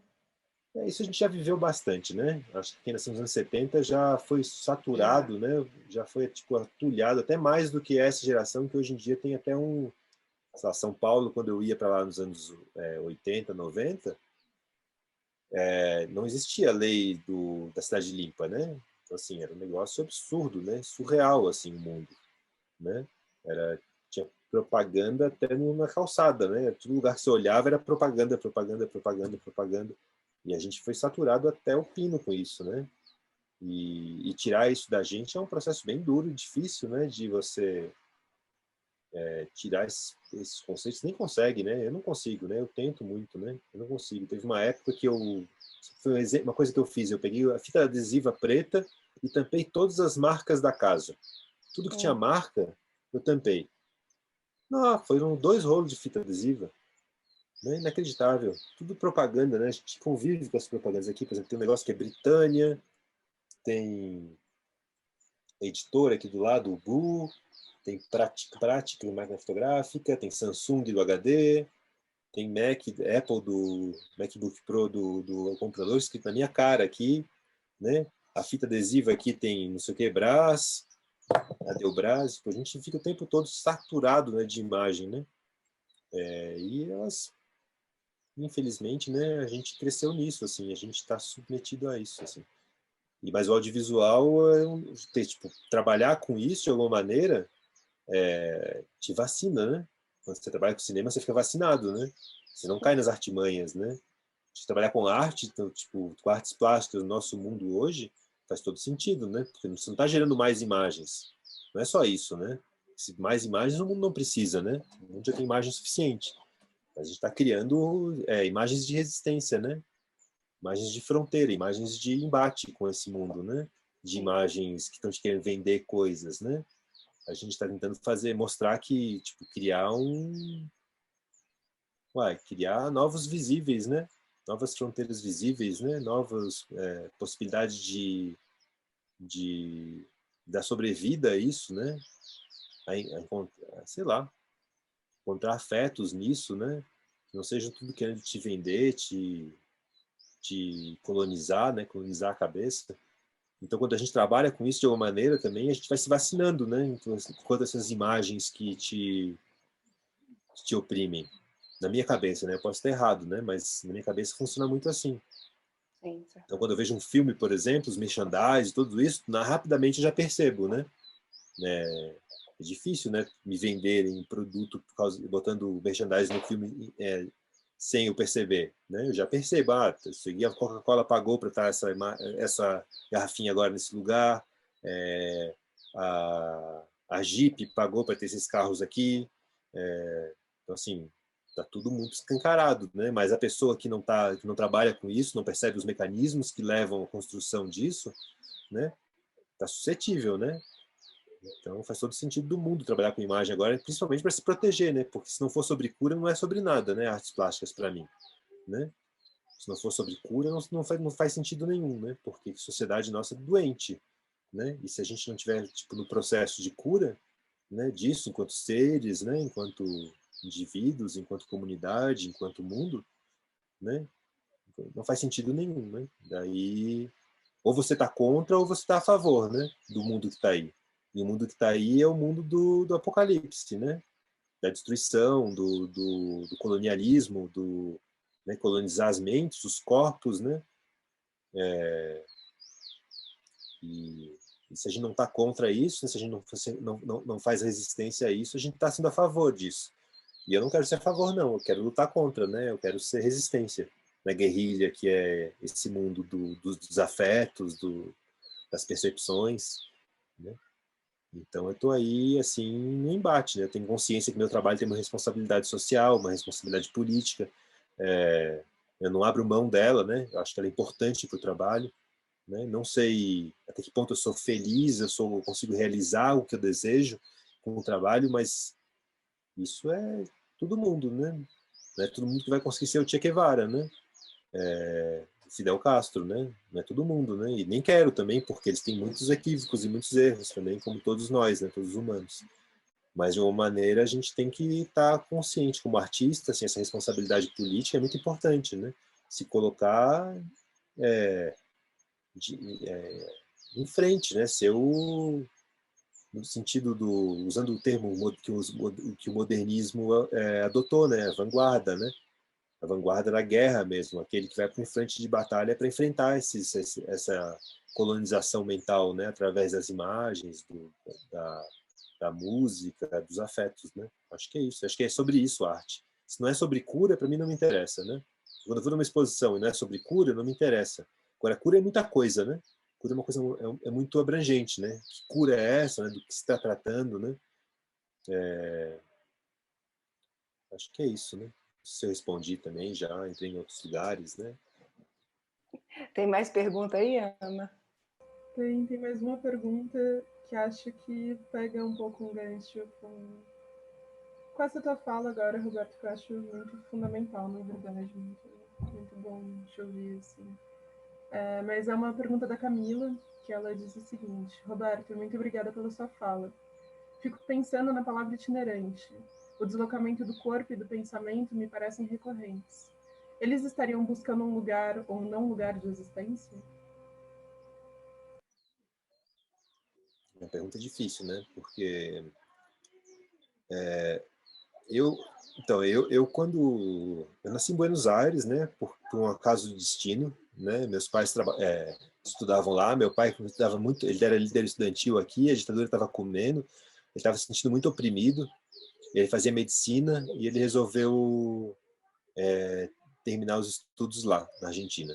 Ele tinha os amigos lá e não sei o quê, e como lá ninguém conhecia ele, ele achou que lá ele podia passar podia passar de boa, né? Não foi o caso, na verdade, né? O chumbo engrossou para ele lá também, obviamente. E acabou que eles voltaram e me trouxeram para o Brasil com praticamente 3 anos de idade. E daí eu fui para Florianópolis, né? A ilha do sul do Brasil. E eu cresci lá, assim, né? Eu saí um pouco, viajar um pouco com minha família, não sei o quê, mas eu tenho raízes bem fortes em Florianópolis. Gosto muito de lá, tenho muito amor por aquele lugar. E achei que nunca ia sair de lá, né? Eu tinha certeza que eu nunca ia sair de lá, que eu, no lugar, tipo, eu viajava para o mundo, voltava e lá era o meu lugar, assim. Até que eu desisti também, né, daquilo, porque tive umas desilusões de diferentes maneiras, né?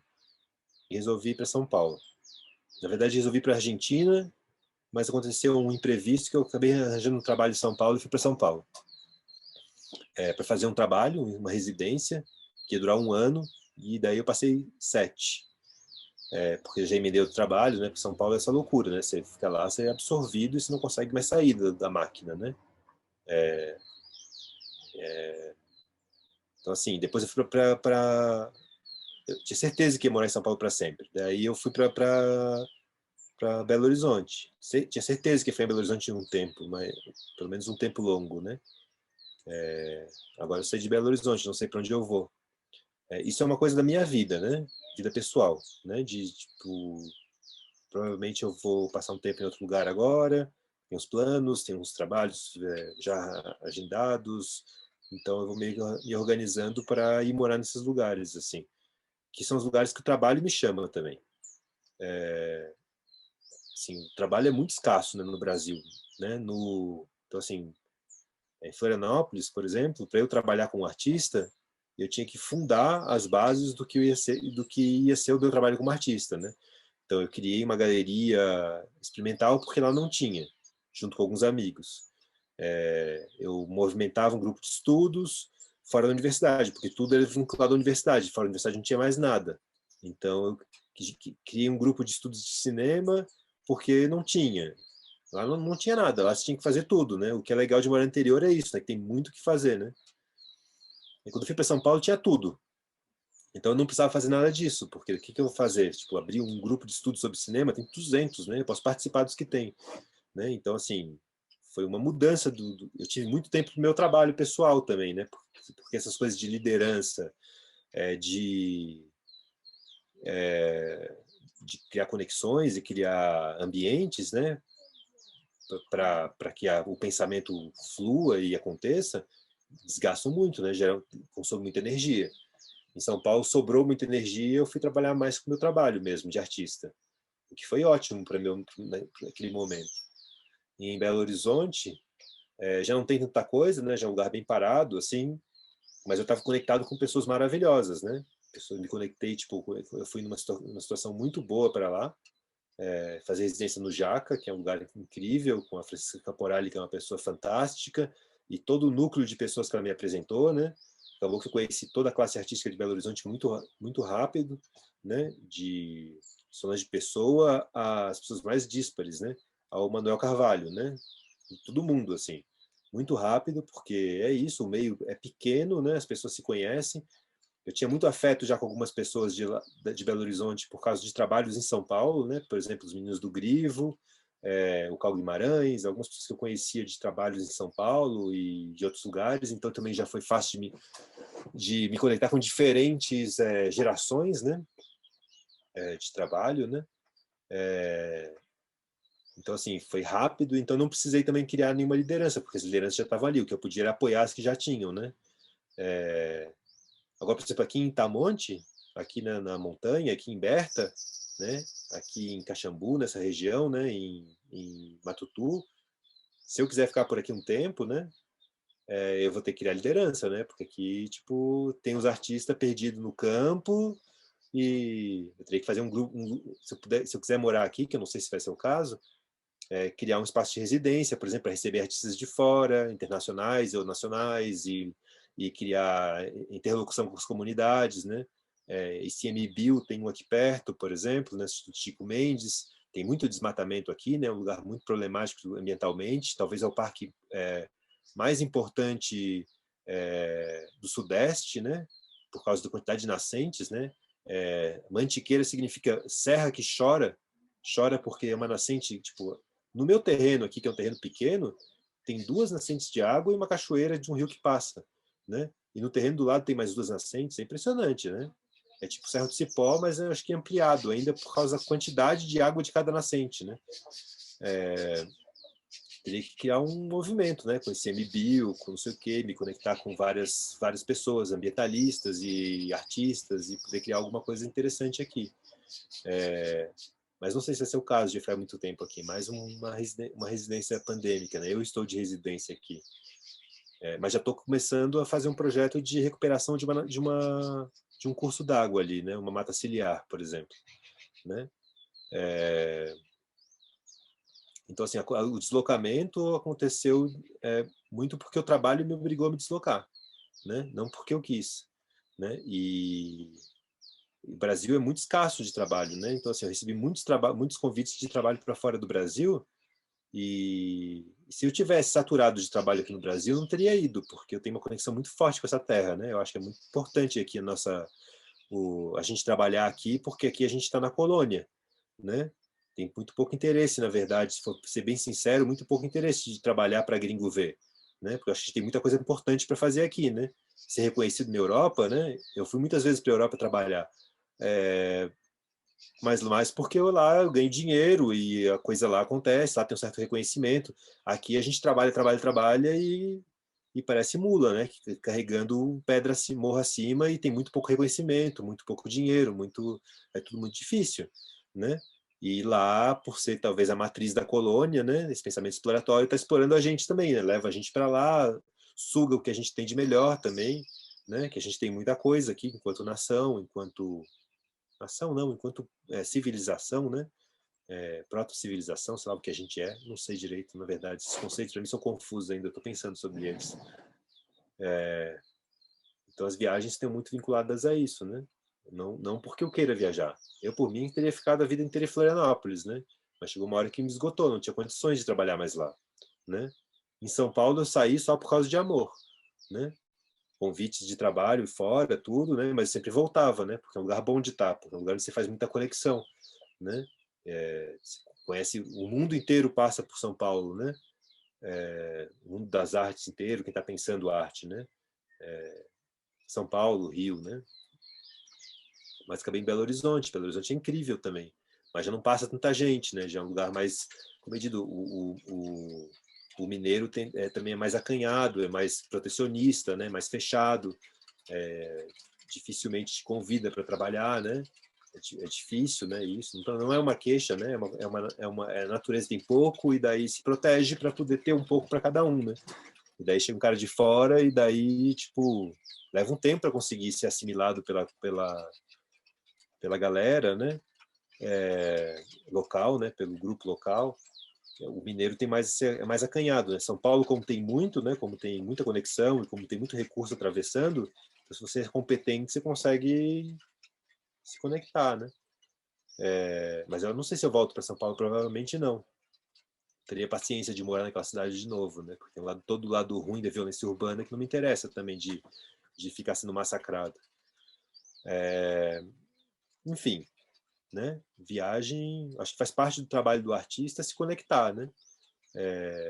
E a gente vai se conectando. Na minha geração, a conexão era muito por carta e viajar mesmo para conhecer as pessoas, né? Hoje em dia tem essas ferramentas, tipo Zoom, não sei o que, eu nem sei usar direito, né? Eu sou bem analfabeto nisso, assim.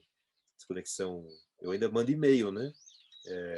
Eu acesso a internet, tipo, 2, 3 vezes por semana, né? Não, tipo, eu sou uma pessoa meio precária, assim, de comunicação. Não tem esse approach que as gerações mais novas têm. Eu ainda sou aquela pessoa que precisa ir presencialmente, olhar no olho, para fazer as conexões. Dificilmente eu mando um e-mail para uma pessoa que eu nunca vi pessoalmente, tem vergonha, né? Preciso primeiro conhecer a pessoa, né? Ter a conexão. A não ser que alguém mande um e-mail apresentando, assim, né? Um com o outro. Bem estranho. Pessoas estranhas, né? Não sei se eu respondi, né? Devaneei para variar. Júlia, tem mais perguntas? Não, é só isso por enquanto, Letícia. Acho que retorno a palavra para você, então. Então, beleza. Obrigada, a gente já está chegando perto de finalizar. Eu só queria que você falasse um pouquinho sobre um processo que eu cheguei a acompanhar, assim, de escutar você falando, e vi também alguma coisa no Instagram, que foi aquele processo de pintura junto. Essa coisa que você tem, parece com o Manuel. O Noia Pinturas. Eu acho que você fala um pouco dele, que eu acho um processo interessante. Legal demais. Eu sou muito amigo do Manuel Carvalho, né? A gente ficou amigo quando eu fui para Belo Horizonte, a gente saiu para ele nas cervejas, a gente ficou muito amigo. E daí eu frequentava muito o ateliê dele, ele frequentava o meu ateliê para a gente falar dos nossos trabalhos, e daí um dia ele estava no meu ateliê lá e eu estava com uma tela começando e não sabia o que fazer com ela, estava meio perdido. Daí eu disse: ô Manuel, pega um pincel aí e me ajuda aí, velho. E daí ele começou a pintar umas coisas nada a ver na minha pintura. Eu fiquei muito puto. Não, que porra é essa, velho? Como assim?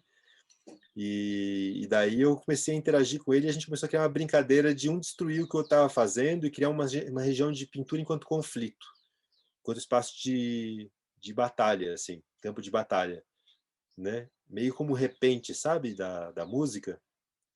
E daí a gente começou a fazer, a gente resolveu, não, depois desse dia a gente, não, vamos fazer um encontro semanal para fazer isso. Daí a gente deu o nome desse encontro de Noia Pinturas, né? Em que a gente ficava chapando melão de cerveja e fumava uns beck também de vez em quando. E ficava pintando sem projeto. Pintando sem projeto, né? Tipo, pegar o pincel, fazer o que quiser lá e ficar numa região criando uma região de conflito, de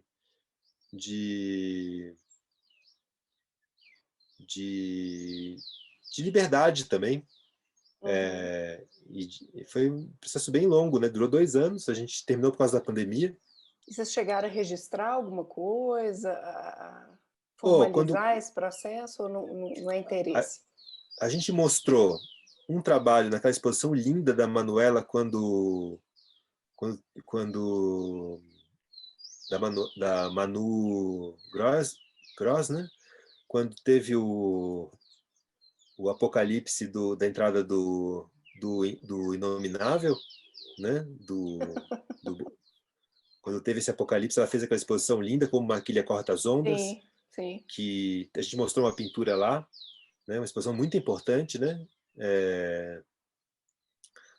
Que eu acho que foi muito bonita aquela exposição.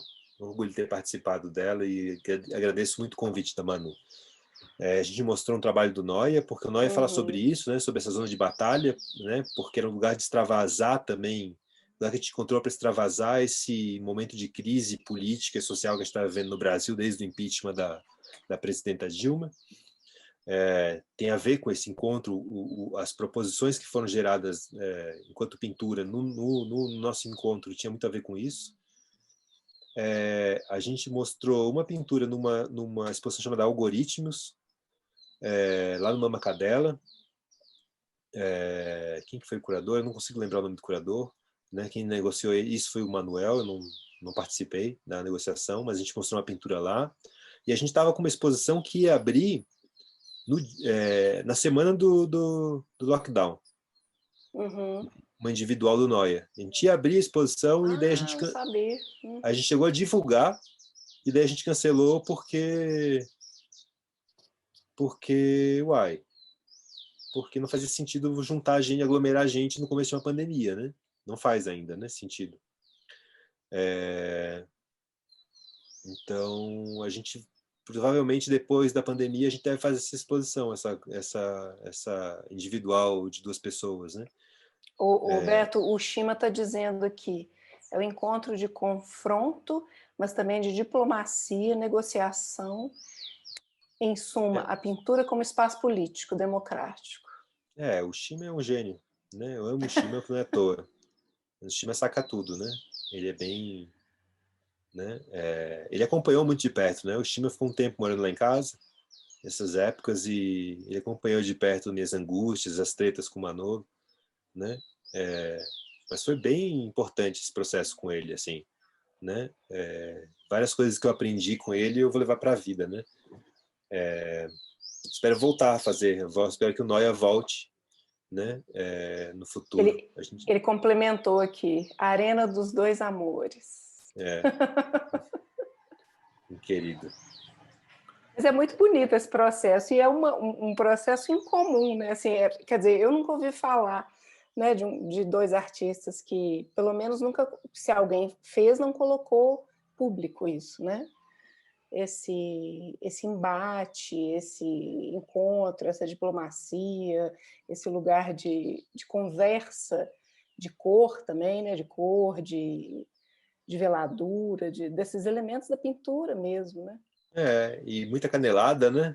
Nossa, quanta canelada rolava, né? Quanto tapa no pincel, assim, né? Quanta treta. Muito bom isso. Foi muito divertido. Foi um processo muito, muito, muito rico, muito divertido. A gente fazia para se divertir mesmo, né? Nosso encontro, né? Nossa saída. Como eu sou pai solo, né? Exerço a maternagem solo,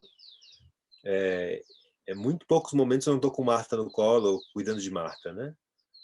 Marta tem paralisia cerebral também, né? Então, assim, ela tem uma coisa de ela demandar muita atenção.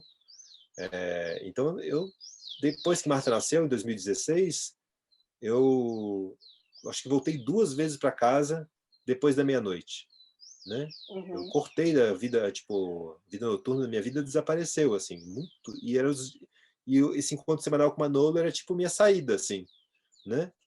Era o momento em que eu saía para tomar uma cerveja, eu botava uma babá para cuidar de Marta no outro dia de manhã, porque se eu acordasse com ressaca, ficava até meia-noite, nunca voltava antes depois da meia-noite, né? Voltava tipo 11h30, eu voltava para casa, mas eu chegava lá 2 da tarde, então era um processo de uma tarde inteira trabalhando e a noite toda.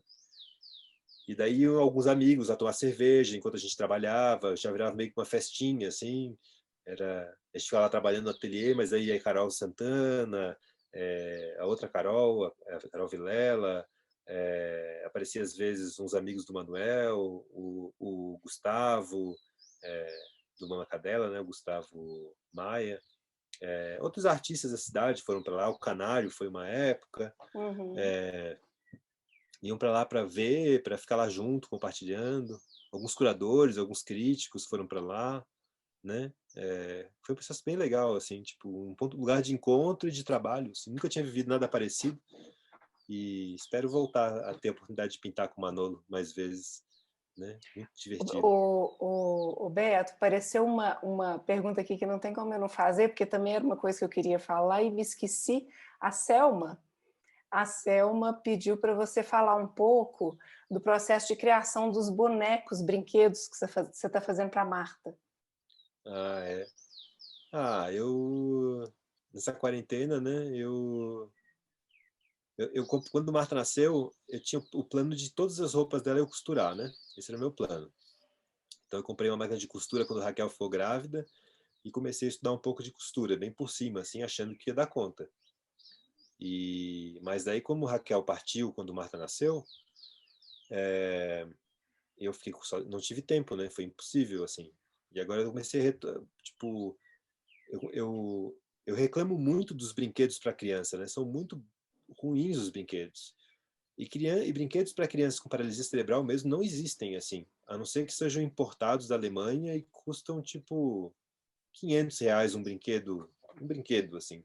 Não é impossível.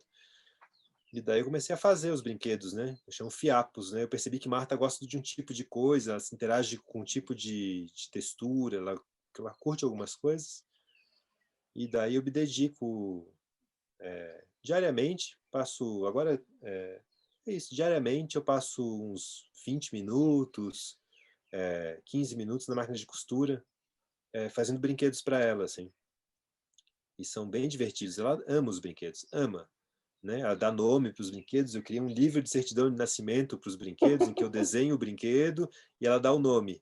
E daí tem cada um com nome super bonito, tipo Guné, é, é, como é que é o nome? Teria que lembrar os nomes dos brinquedos, mas Ahuan, Nuan, porque ela não consegue pronunciar muito bem as palavras, né? Ela não consegue falar direito, então ela cria uns nomes que ela consegue reproduzir depois, assim. É bonitinho demais, é uma relação de Isso é muito um, amor. isso é um processo de construção, como eu vejo você eu vi, né, você construindo as torres, essas coisas que Uhum. você constrói artesanalmente, né, Beto, que você coloca à mão mesmo, assim, que tem essa... com os brinquedos a mesma coisa, né? Essas são Uhum. as culturinhas moles, né? Que É, eu estou vendo no Instagram as fotos, né? é, Dessas esculturas porque Marta moles. pega o brinquedo, tenta botar na boca e mexe no olho, né?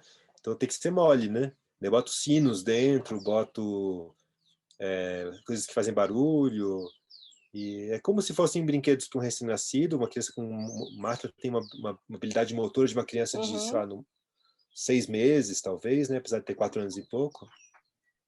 Então tem que ser uns brinquedos que protejam ela, né? sim. Dos... Ela tem espasmos às vezes, então ela está, por exemplo, com uma coisa na boca e ela tem um espasmo e morde, né? Não pode ter nada duro que possa quebrar o dente.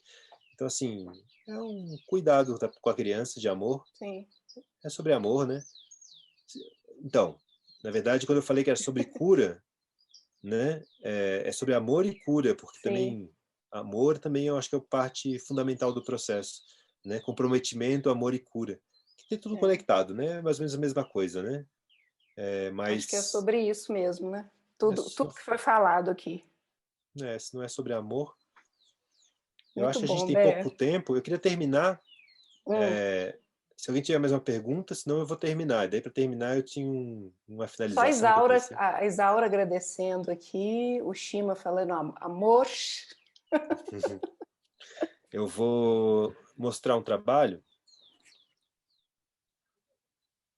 Eu acho que. Cadê? Onde é que marca? Compartilhar a tela. Peraí.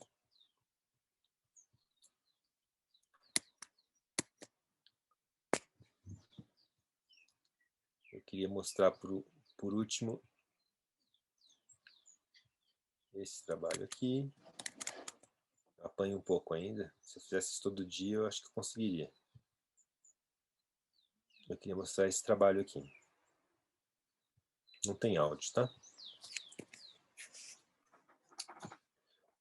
O trabalho chama Dois Corpos. São dois corpos iguais, mas um flutua.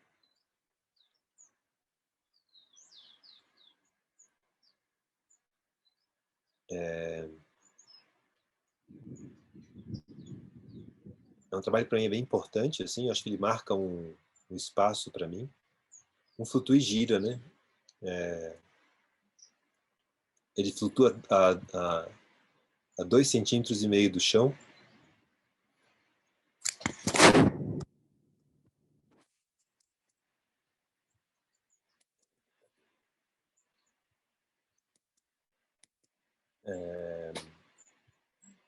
Esse trabalho, fala um pouco sobre o processo do Eu vou ler um pouco sobre o texto que eu escrevi sobre o processo criativo dele. Então, eu vou terminar o nosso encontro lendo esse texto. Chama Dois Corpos, esse trabalho, 2016. Né? Eu fiz ele quando Marta tinha 6 meses de idade. Né? Ele é um trabalho feito para Raquel Skembre, em memória, que era minha companheira. 2 cubos de madeira aparentemente iguais estão lado a lado sobre uma mesa. Apesar da semelhança, um deles levita. Faz alguns anos que venho investigando a problemática da levitação dos corpos. Numa residência que fiz no JACA, Centro de Artes e Tecnologia do Jardim Canadá, em Belo Horizonte, comecei a esboçar maneiras de trazer esse mitologema para uma obra. E ainda era muito difícil imaginar o que significava esse interesse por levitação, mas ali se iniciava uma pesquisa. Alguns meses depois, abordei o tema em uma residência no Red Bull Station, em São Paulo. Meu ateliê tinha uma janela para o edifício Joelma, famoso pela tragédia do fogo. Naquela residência, fiz uma instalação que se chamou Sobre Queda do Desejo de Flutuação, reflexão sobre o ato de se arremessar ao vazio, sobre a esperança de flutuar, de sair da condição da tragédia rumo à esperança da redenção. Mesmo que pouco provável, imaginava o ato de se atirar no vazio, fugindo do fogo, como um ato de esperança e não de desespero. Uma visão romântica da tragédia. Mas era uma maneira de lidar com a imanência daqueles 191 mortos. 2 anos se passaram quando eu e Raquel, que conheci no JACA, entramos num templo hinduísta na Indonésia, com nosso neném ainda na barriga. Estávamos com uma centena de outras pessoas locais participando de um ritual de celebração do Ano Novo. Foi lá que aconteceu algo completamente novo. Não conseguia parar de reparar em um homem que se destacava no meio da multidão. Ele aparentemente era igual a todos nós, mas era mais luminoso, mais leve. Era como se flutuasse. Depois descobri que era considerado um homem santo. 3 meses depois nasceu nossa filha e Raquel partiu. Em meio à confusão que minha vida virou, não consegui parar de pensar no que tinha de diferente naquele homem que quase levitava no templo da Indonésia. Não consigo parar de pensar na Madre Teresa, que levitava em seus êxtases, e em Shantideva, que se foi do mosteiro budista, levitando logo após o famoso discurso do caminho do Bodhisattva. Pensava também na Assunção da Maria, nos êxtases de São Cupertino e de todos os outros homens que eram como nós, mas que de sua maneira flutuavam. Dois Corpos é uma tentativa de compreender a leveza das coisas e das pessoas. Tudo que nos cerca pode ser ordinário ou pode flutuar. Depende do olhar que deitamos sobre o mundo e desconfio. Um olhar que levita as coisas acaba por levitar quem deposita o olhar. A escultura é é o primeiro trabalho que faço depois do ocorrido, depois da morte do meu amor e do nascimento de minha filha. Fazem só 3 meses, faziam 3 meses só. Fazem só 3 meses que tudo aconteceu. Voltar ao trabalho nos horários em que o neném dorme me ajuda a manter a serenidade, a organizar minha vida e meus sentimentos. Pensando sobre Raquel, lembro de sua presença leve, viva e brilhante. Para mim, Raquel era um corpo igual aos outros corpos, mas era mais leve, e tenho certeza que agora flutua. Esse trabalho eu fiz para Raquel, é um trabalho que me emociona muito ainda, eu acho que ele dá conta do meu processo criativo, assim, né? Eu acho que é um trabalho que, quer dizer, 3 meses que ela tinha partido, o que eu posso fazer para lidar com a coisa mais radical que aconteceu na minha vida, né? Que foi a morte de Raquel, que por coincidência foi no mesmo dia da morte do meu pai, no mesmo dia mesmo, né? Mesmo dia, mesmo ano, né? Poucas horas de diferença, assim, em lugares diferentes, né? Tipo, lidar com essa grande ausência que se abriu na minha vida, foi o confronto com o ateliê, né? Ir para o ateliê e pensar com as mãos.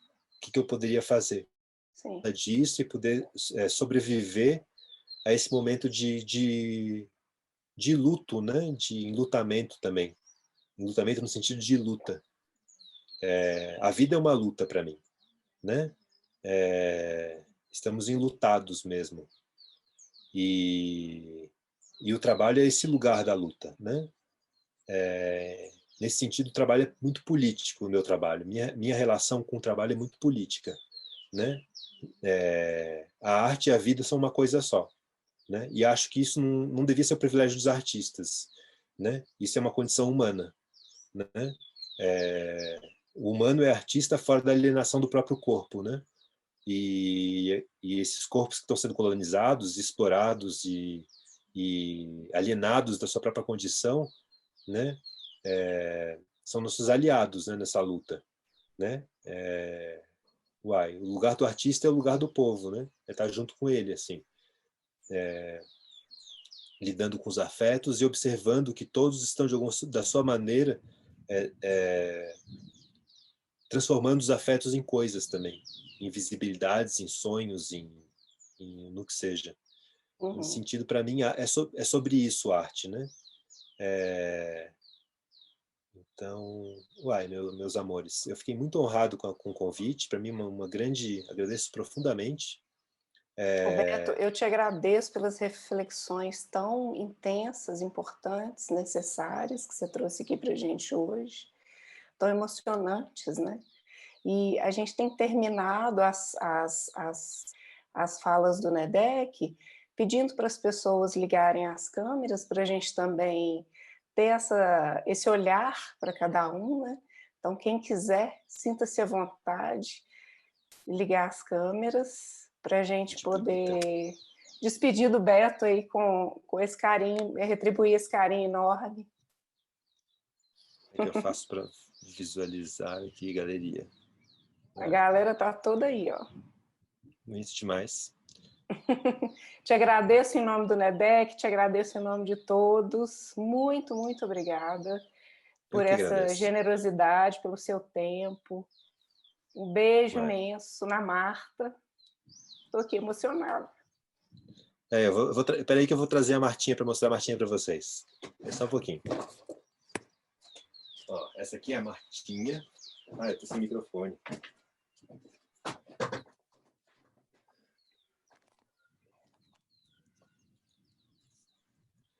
Essa aqui é a Martinha. Olha o Shima ali, Marta, mandando corações. Ei, Marta! Lindeza! Tô comendo aqui. Bom, meus amores, eu agradeço demais. Até breve. Muito obrigada, Beto. Boa sorte aí na nova casa. Obrigada, Roberto.